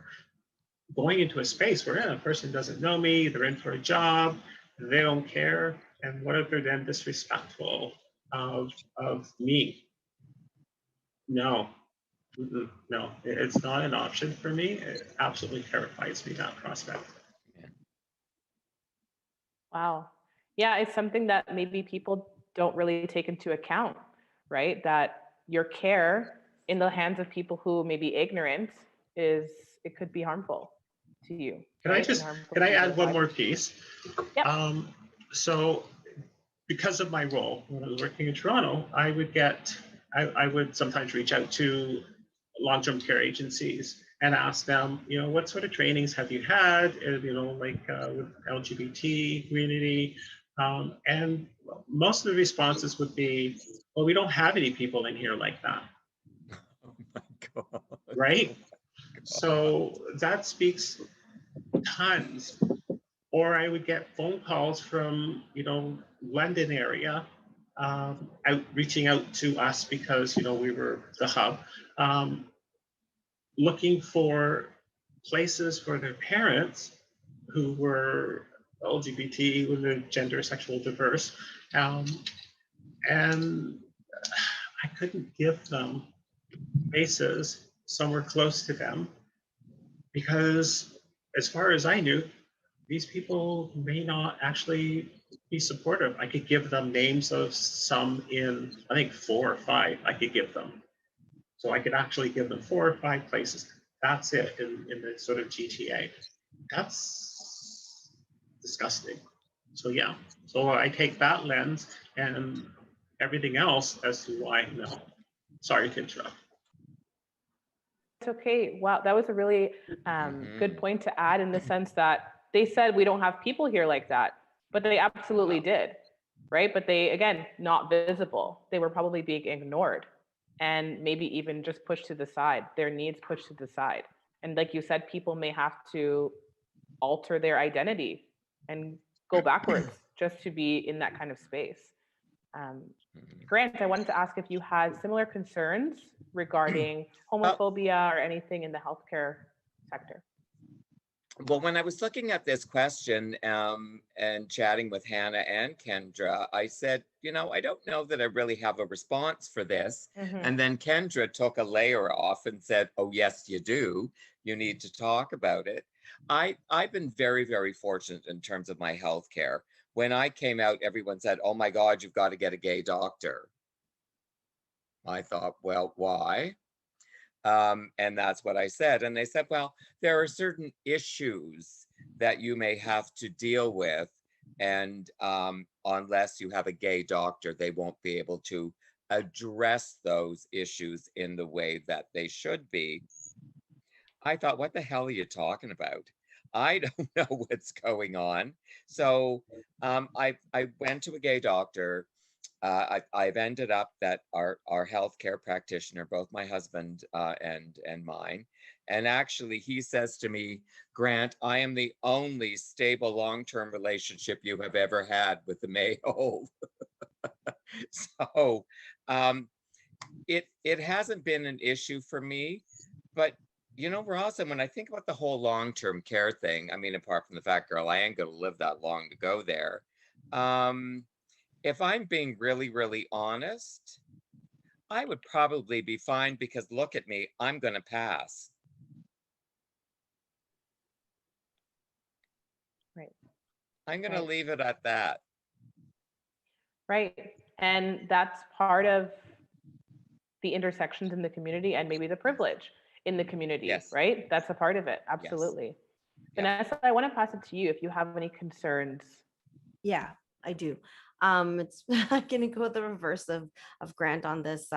It's actually something I think about way more than too often. So, and my partner and I, we actually have started to think about what that would look like. Maybe about 5, 6 years ago. And I don't want to be put into a long-term care home either, Rosalind, because I'm not going into the closet. I'm not changing who I am. And I think I'll probably get the worst care in the place. It's just the truth. You can't change people. You can't change who they are. And at that point, I'm going to be vulnerable, the most vulnerable. So I think that, yeah, I mean, I'm not joking, but a friend of mine who has a partner and they have a business, we actually have been talking about what it would look like to have buy, for example, a duplex or a triplex or whatever they're called, and have and be in a place where we're all safe and can take care of each other with our partners and so forth. And because I want to plan, because my wife is my wife and I'm going to be in the same place as her, and she's not my friend. So yeah, that's gone and passed, right? When you're 15, you do that. Homie, don't do that anymore. I don't play that. The other thing is that, let's be real. Like, I want rice and peas and okra and plantain. I am not having applesauce. So somebody get me a Caribbean long-term care home. I'm going to end with that. Thank you, Vanessa. That's and that's God, a great, I love that's that. part of your own self-care, your own what you want for yourself. You don't have to compromise, right? And having your own cultural foods is important to you, and you should get that. And you may be denied that if you go somewhere, right? That's the reality. Absolutely. And Jeannie, I wanted to end off the question with you. Yeah, I dread the idea of having to go to a place like that, just because, again, I spent my time in the sexual violence field. So there are certain statistics that happen when you're vulnerable and old. It's not about sex, it's about power and control. And I am terrified for people that I love, who are very close to me, who are people of transsexual experience, because of what that might look like in a space like that, with people who have not had any kind of training or understanding, and who are bringing bias to the situation. And while we might have been doing trans inclusion into women's spaces for the last 20 years, so I'm glad that it's finally happening. That same work, I don't know if that's been done in the geriatric sector. I don't know if they're training those PSWs and those nurses aides and those people to have an understanding of gender variance and transsexuality and queerness and all of that. So I look ahead and I do have fear for people I love. Now, Grant's never going to have a problem. He stays with me, and so does Zenon. So I'm just going to put that out there right there. But yeah, I'm fearful, because I think this is another battle that's coming. Literally, the clock is ticking, and I don't know if that work is being done, if that advocacy work is being done to pave that, because it's going to happen. And sometimes, Isn't it? Sometimes it's not possible for us to live in this idealized way that we want. Maybe there's medical needs, maybe it's an extended care situation, right? And we are entitled to health care. We are entitled to the help that we need regardless of the situation, and we shouldn't have a population of people who would rather die than go get help. Like, to me, that's problematic, right? And Jeannie, I just have to jump in there, because it's funny. Zenon is in the living room listening to all of this and saying, stop complimenting Grant and feeding his ego. But he said, is that Jeannie? And I said, yes. And he said, well, tell Jeannie we're moving in with her anyway, so we don't have to worry about it. Because he already knows that. Exactly. You're slow on the uptake, buddy. So thank you. I didn't mean to take more space than I deserve, but I thought, this is freaking crazy that he just said that, and then Jeannie jumped in and said it. So thank you. Thank you. Thanks, Jeannie, for asking, because I personally don't know if the road is being paved for those kind of facilities. And I personally have not thought about it, right? As a young person, I haven't thought about it. And I didn't realize, again, this is another intersection in the community. How can people gain access to healthcare that they need, especially in when you're older and you need to have people taking care of you? And that probably would be a great initiative. I think it would be helpful to many people. And like Rosalind said, not just downtown Toronto, right? In the smaller communities, because that's where people feel the most, not the most, but they do feel quite marginalized in what they're experiencing. And Get I want on to it, move Roz. to, yeah, keep going. Get on it, Roz. Get that going. We'll come help. Exactly. And I wanted to move to who inspires you. So this person doesn't have to be someone who is LGBTQ plus person, but even if you're an ally, who is someone who inspires you? So I'm going to pass it to Rosalind. Oh, crap. Let me see. You know, I remember eons ago when Phil Donahue was on TV. Grant, you'd remember that. Jeannie, you should remember that. Yes. So Phil had on Tula. And so Tula, for those who don't know, is a transsexual from BC. She was one of the Bond girls, actually, until somebody found out she was a model. She made a living modeling because people didn't know. Till she was outed. And then that's when she kind of was airbrushed out as a Bond girl as well. But yeah, Phil had her on. Phil, out of all the talk shows, had a relatively decent show, so it wasn't like Jerry Springer. And so there was me watching Tula and sitting there thinking, oh, well, shit, right? Like, okay, so not so alone. Still isolated because, you know, newspapers don't carry very much, but not so alone. But I also think, and to this day, sometimes I'll do searches online to try to find this person, but I don't even know how to find this person. My best friend growing up, everybody thought of them as a tomboy. So, my best friend got dirt bikes and stuff like that. And so this friend of mine used to always say, hey, I didn't identify as being female.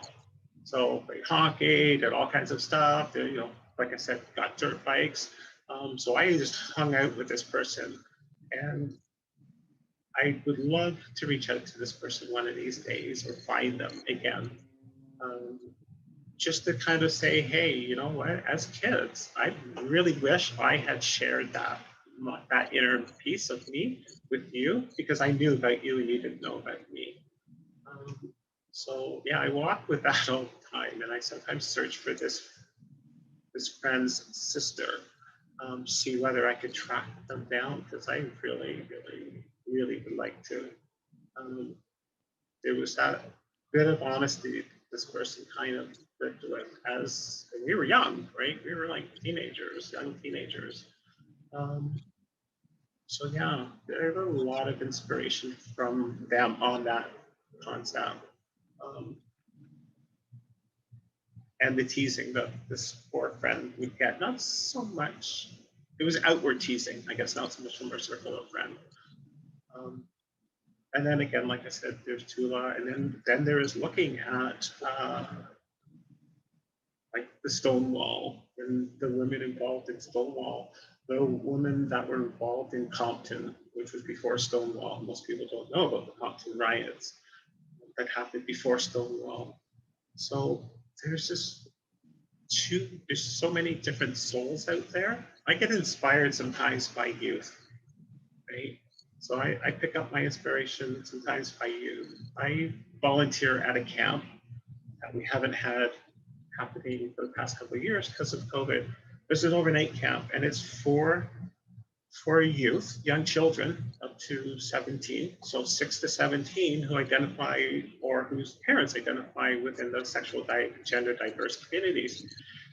And watching those kids, I was at a burnout stage back in 2012 or 11 when I first volunteered there, and that re-energized me to see those kids being able in a safe space to live and be authentic with themselves and with each other and talk about their families and about themselves and with no judgment. And I thought, this is flipping amazing. So I get like that kind of stuff from various different places and not from one. But those kids always stay within me. I miss doing camp. Camp was my holiday. I would take vacation and go to camp.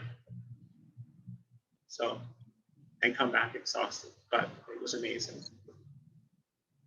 Thanks for sharing, Rosalind. Yeah, and it seems like the common theme is people who are living authentically inspire you, right? Even if they're the youth or if someone that is paving the way from earlier times, and that is something that cherishes, something that you cherish. I'm sorry. And I'd like to ask Leah. I know you've been here listening, and who inspires you? So when I was thinking about how I was going to answer this question last night, there's lots. So when I was little, I know this is going to be cliche and whatever, but Boy George, and I don't know exactly how he identifies. I don't really care. And Prince, because they were different and they gave zero poops about what other people thought. And for me, being little and influential, I thought that was the coolest. I have a really bad mouth and I keep wanting to use my words, and I know there's other people watching, but the fact that they owned who they were and didn't give a crap about other people's opinions did something to me. And to this day, I still love them both. I know Prince is gone, but it's people like them that helped build who I am, I think, if that makes any sense, because you have to own who you are. And now my inspiration is absolutely my strong-willed 16-year-old who, take her or leave her attitude, ride or die. She is solid, she is loyal, and she knows exactly who she is, and she is not afraid to put it in anybody's face as to who she is. And I want to say I have a little bit to do with that, but a lot of it is just her owning who she is, and I couldn't be more proud of that. And of course, I have a gay best friend as well. And his strength never ceases to amaze me. He's one of the same. He just, nothing dulls his vibrance. Nothing. His positivity is always on and radiant, and so I get it from a lot of people, and the community. Yeah. So yeah. Thanks for sharing, Leah. And for you, it seems like people who are themselves, despite all odds, despite what society may think of them, which has probably helped you a lot in parenting your own children, who are also going to be themselves despite all odds. I am that parent that has raised my babies to respect everybody's babies. And that's how it should be as a parent. You cannot, people need to change their parenting because it comes from you. Your kids look up to you. What you teach them is what they learn and what they know. So what you believe, sometimes don't teach that to your kids. If you can't be the one to teach your kids inclusive, then let someone else do it. But keep your opinions to yourself if you're a parent, if your opinions are shit. I mean, see, if your opinions are not good, don't share them with your kids. Let someone else in to help that. And be open-minded about everything, because the only way we're going to see a change. Wow. Yeah. Wow. Thank you, Leah. Wow. Grant, I wanted to go to you and ask you who inspires you. I just keep saying, Leah, wow, wow, Yeah. wow. I have seen so much lousy parenting over so many years of my career working with children and youth, I am inspired by where you sit and the position you take around allowing your child to be who they are and to grow in spite of themselves and in spite of others. So I'll leave that where that is. Who inspires me? Of course.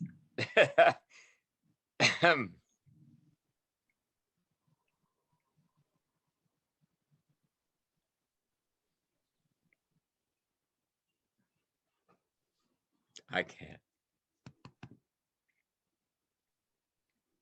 My mother.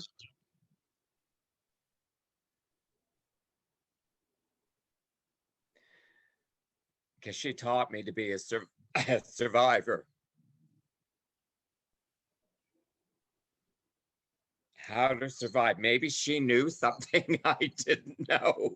So she was preparing me for the road that I had to walk, the journey that was in front of me. You know, so maybe that's she had a little insight there. But you know, I think inspire me. I think what people who own their poop, Leah, I would have said the other word, you know, and people who survive in spite of themselves, because of themselves.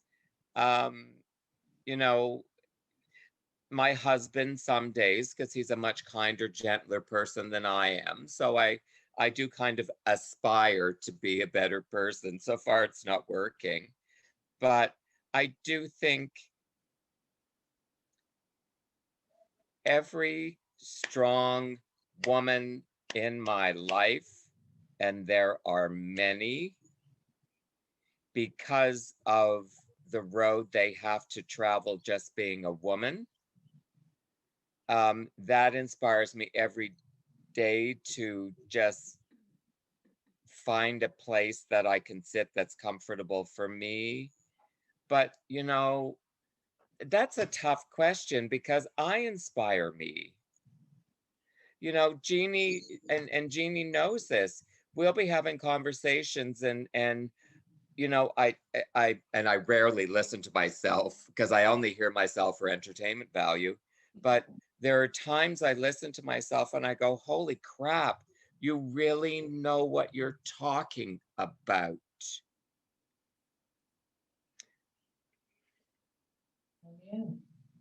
So I am inspired then to move forward by me, and I'm going to be a mess. So I better stop now. But yeah, I mean, I think each and every one of us should be inspired by ourselves. We fight the fight. And, you know, I am successful on many levels in spite of myself. And I am not as successful on many levels because, quite frankly, I don't give a rat's behind. Thank And you, I'll Grant. leave it at that. Thank you, Grant. And Vanessa, for you, who inspires you? I thought about this, and actually the first thing I thought about was actually nobody really famous. To be honest with you, I want to say the youth inspire me. Can I do a massive call out to the youth? Because I started to be a teacher because of the need to be amongst youth that are, because they're truthful, they're real, and they're compassionate, even when they don't think they are. Trust me, they are. And when they're allowed to be in their own existence without the noise around them, they truly are phenomenal. So they inspire me.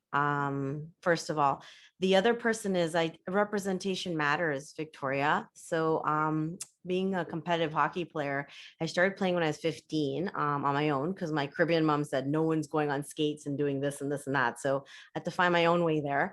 Then into my 20s, I played against Angela James, a Black hockey player, lesbian hockey player, may have put all the identities on her. I was stunned, like in awe. Yeah, seeing yourself really matters. So yeah, she mattered at that moment when I met her. I think I was 19 and she was retiring, I think. I don't fully remember. And skating up to her and just going, wow, like, I mean, she kicked my bum or butt. Can I say that? But yeah, like it was incredible. Representation matters. Well, thanks, Vanessa. Yeah, absolutely. A lot of people's influential people who inspire them do represent them in some way, and they look somewhat like them. And that's not coincidental, for sure.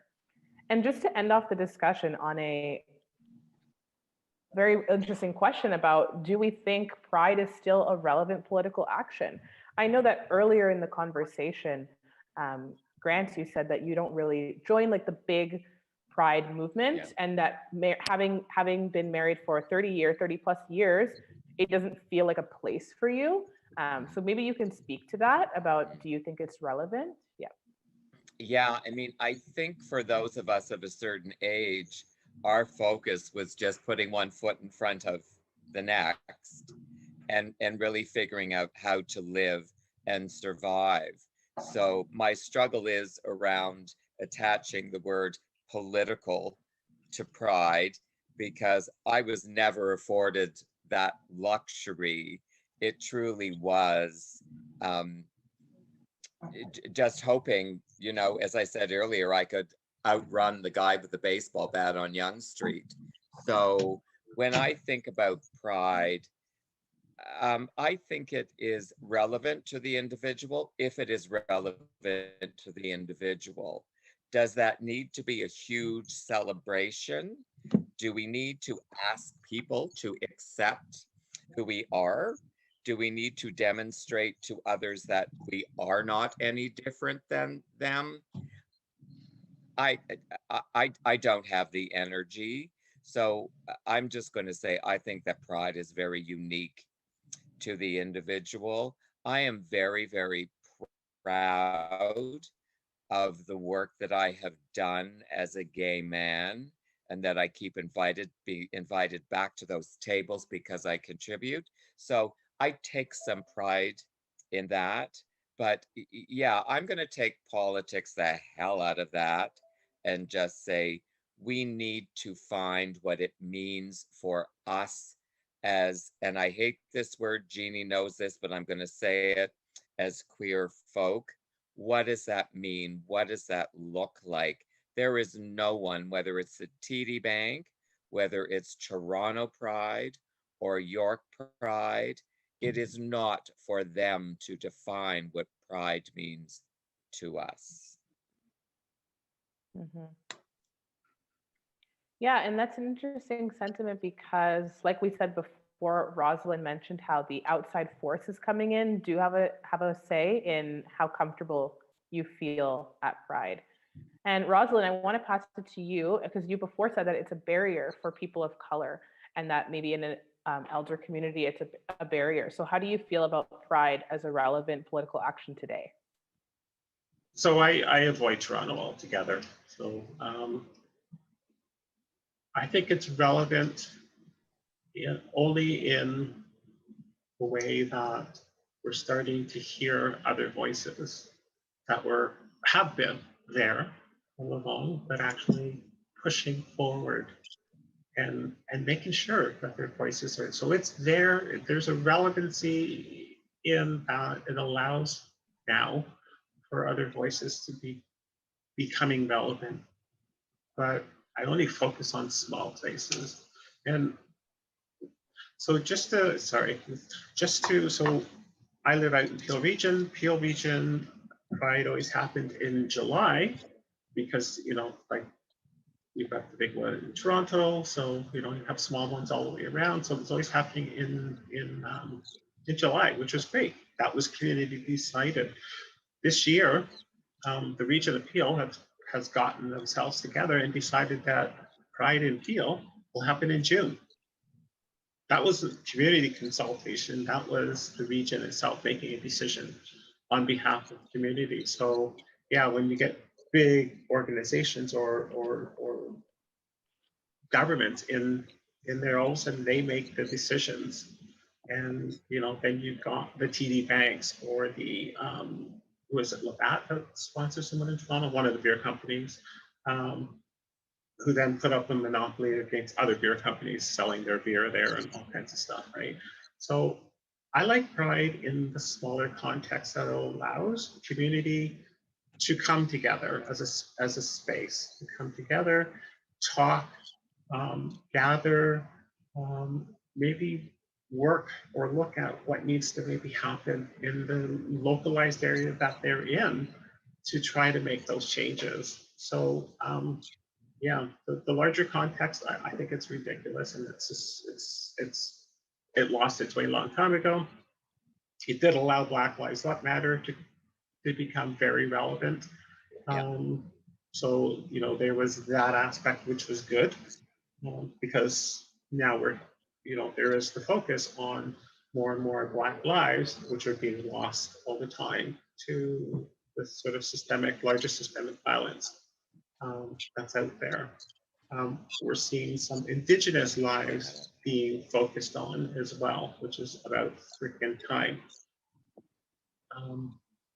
Because again, you know, we've got police forces, let's name them, police forces that were created as slave catchers, as to put down, you know, RCMP, to put down like the Indigenous cultures. That's why they were created. So yeah, to be able to come together, I like Pride as a small thing, not as this big entity. A big entity, it loses its reason for being. So we have a small one that happens every year, a little barbecue, and allows people to come together. And we actually even invite like the local community that may attend there, because we're not segregating ourselves, but we're just having a little place, a little kind of a fun little party, barbecue, get together type thing that we can all kind of hang out for, you know, 4 or 5 hours of the day, and then that's it. And then we're kind of leave. And we're very much, we've put it down for the past several years that police are not allowed to attend. And Wow, we haven't thank you, made a big Rosalind. deal about it, but that's what it is. So yeah, small things. Yeah, of course. And so for you, it's still relevant, but maybe not on the grand scale, right? Because like you're saying that it's losing its touch a little bit. And like I said before, when corporations come in, it's kind of just commodified. Maybe that's when it becomes something that isn't going to actually propel the community. That's possible. Jeannie, I wanted to ask you about what is your understanding of Pride Month and your connection to it? Yeah, I think that Pride is still very relevant, both as a celebration and a political action. I consider what we're doing right now to be a political action for part of Pride, which is we are putting important queer voices out there. We are putting them out there so that other people can connect with what we're saying and make some kind of, you know, connection to community.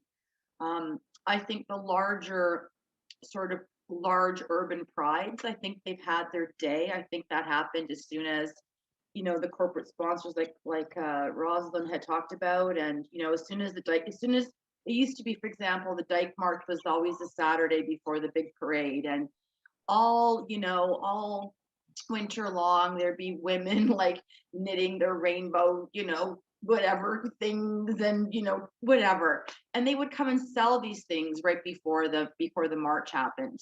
And then, you know, that got priced out, so all of a sudden now you can't come sell your rainbow shields because, you know, it's going to cost you, you know, $1,000 to get a table. So when that corporate kind of move came in, then I think the political relevance of it as a movement stopped. I also felt uncomfortable. I always preferred the Dyke March because usually it was just the guys from community on the streets throwing beads and having fun with us. The Sunday march for me, I used to look around and I would think, but all you people aren't here to celebrate. This is a freak show. You're here to see the freaks, right? And you're not here from that good place. It didn't feel like that to me.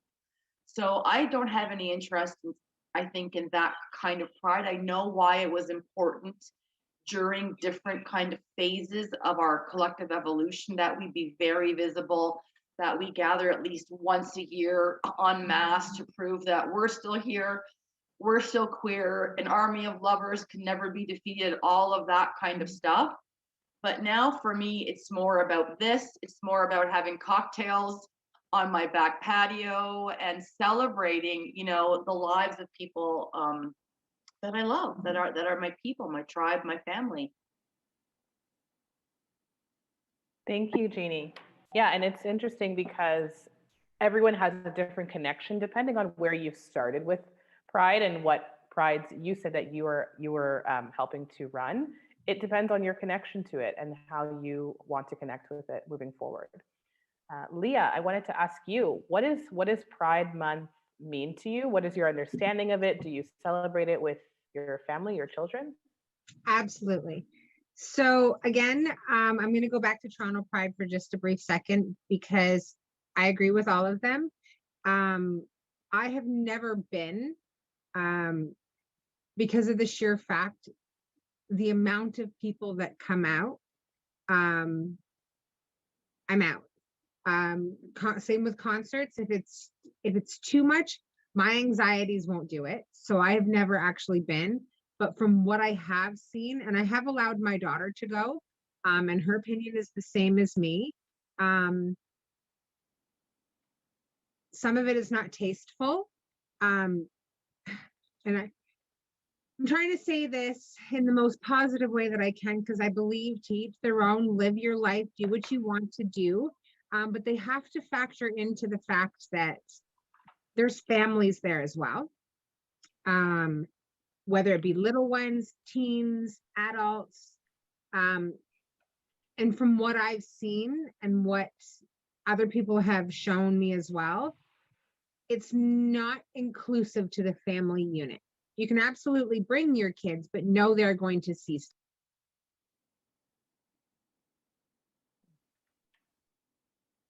Sorry, I told everybody I had a meeting and my phone just keeps going off.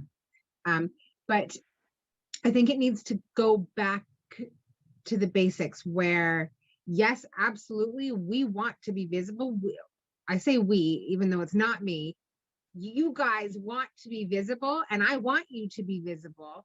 I just think it needs to be more respectfully done, tastefully done, and maybe not so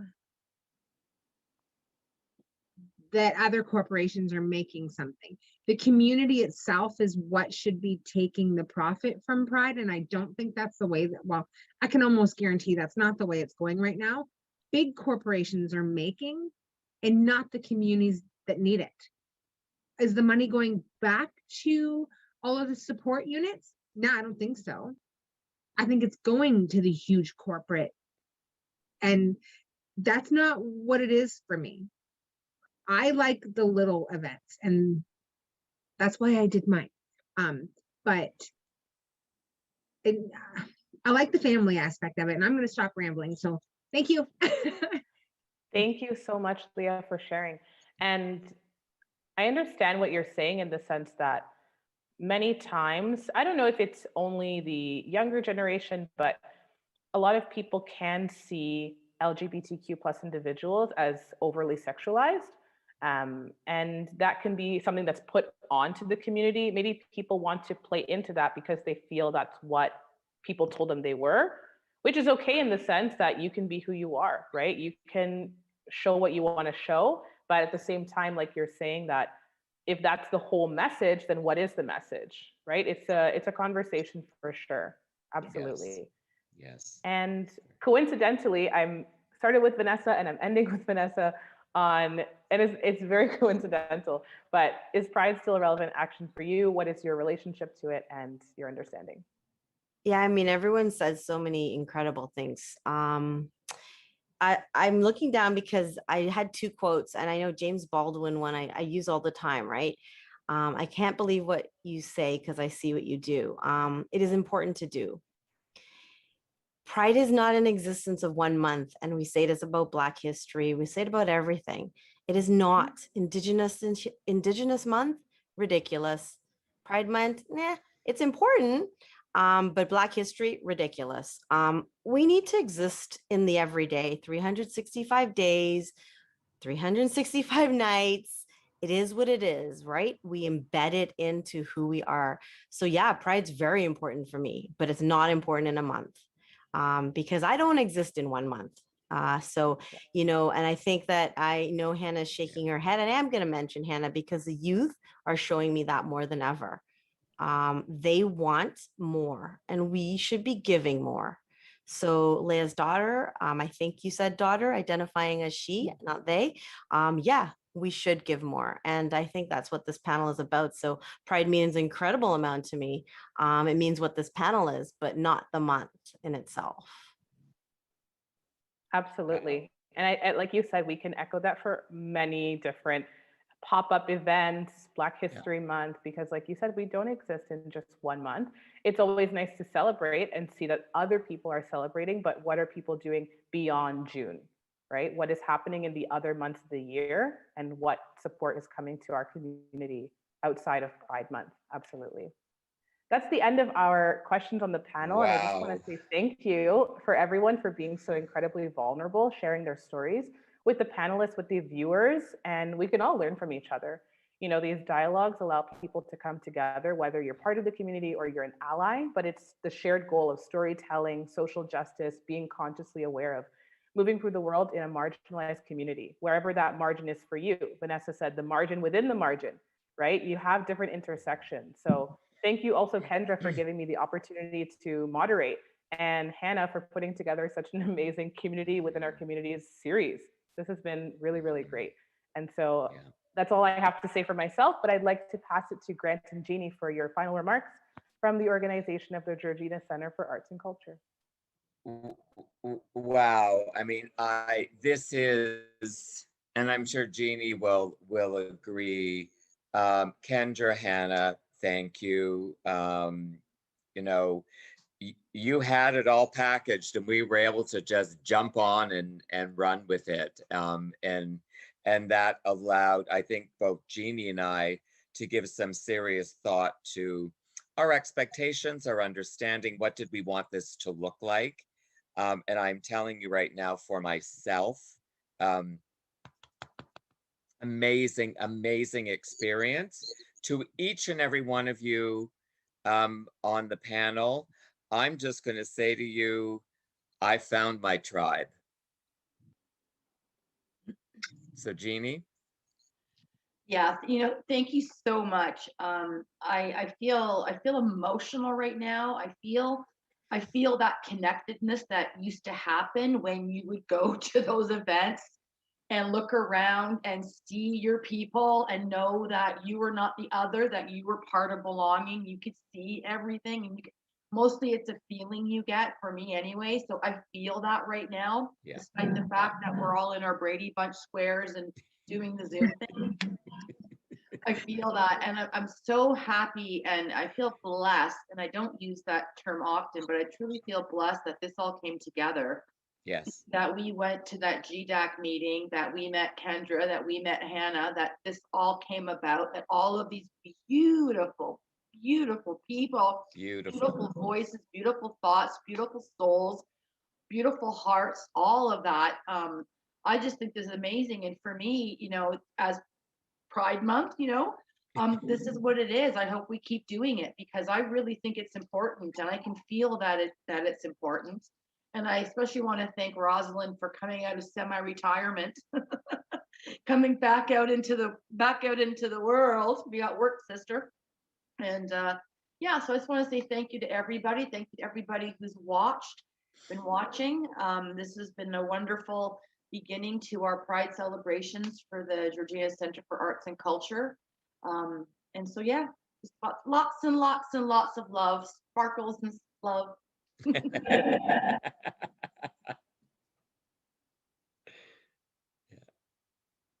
Thank you.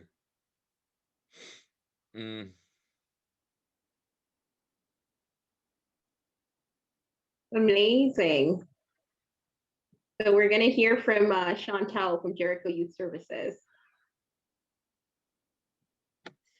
Yeah, I just wanted to thank everyone on the panel today for being so open and vulnerable. And I say this every time, I learned so much. And today was truly a different perspective than what I have learned in April with our youth panel, and even last week's session.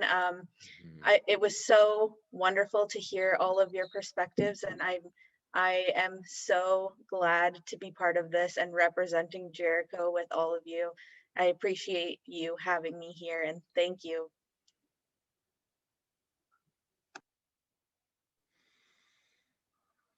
And I'm just going to say thank you on behalf of Sandgate. We ran over, he wasn't able to stay with us because of another very important commitment as well. So I just know that Sandgate was definitely happy to be a part of this and continues to be one of our partners going forward.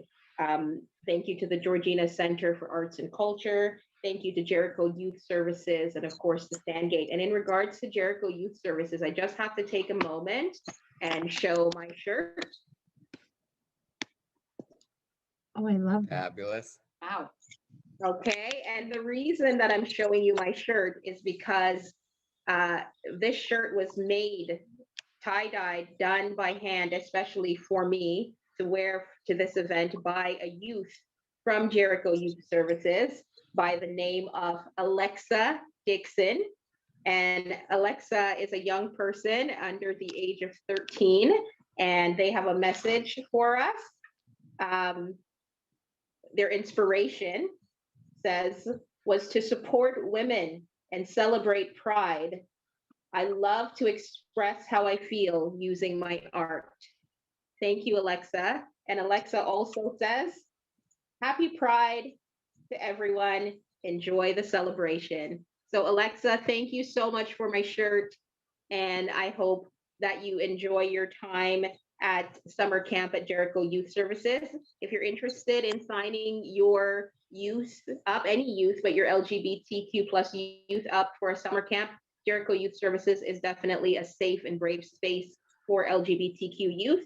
And you can do that at www.jerichoyouthservices.org. Thank you again to Alexa Dixon.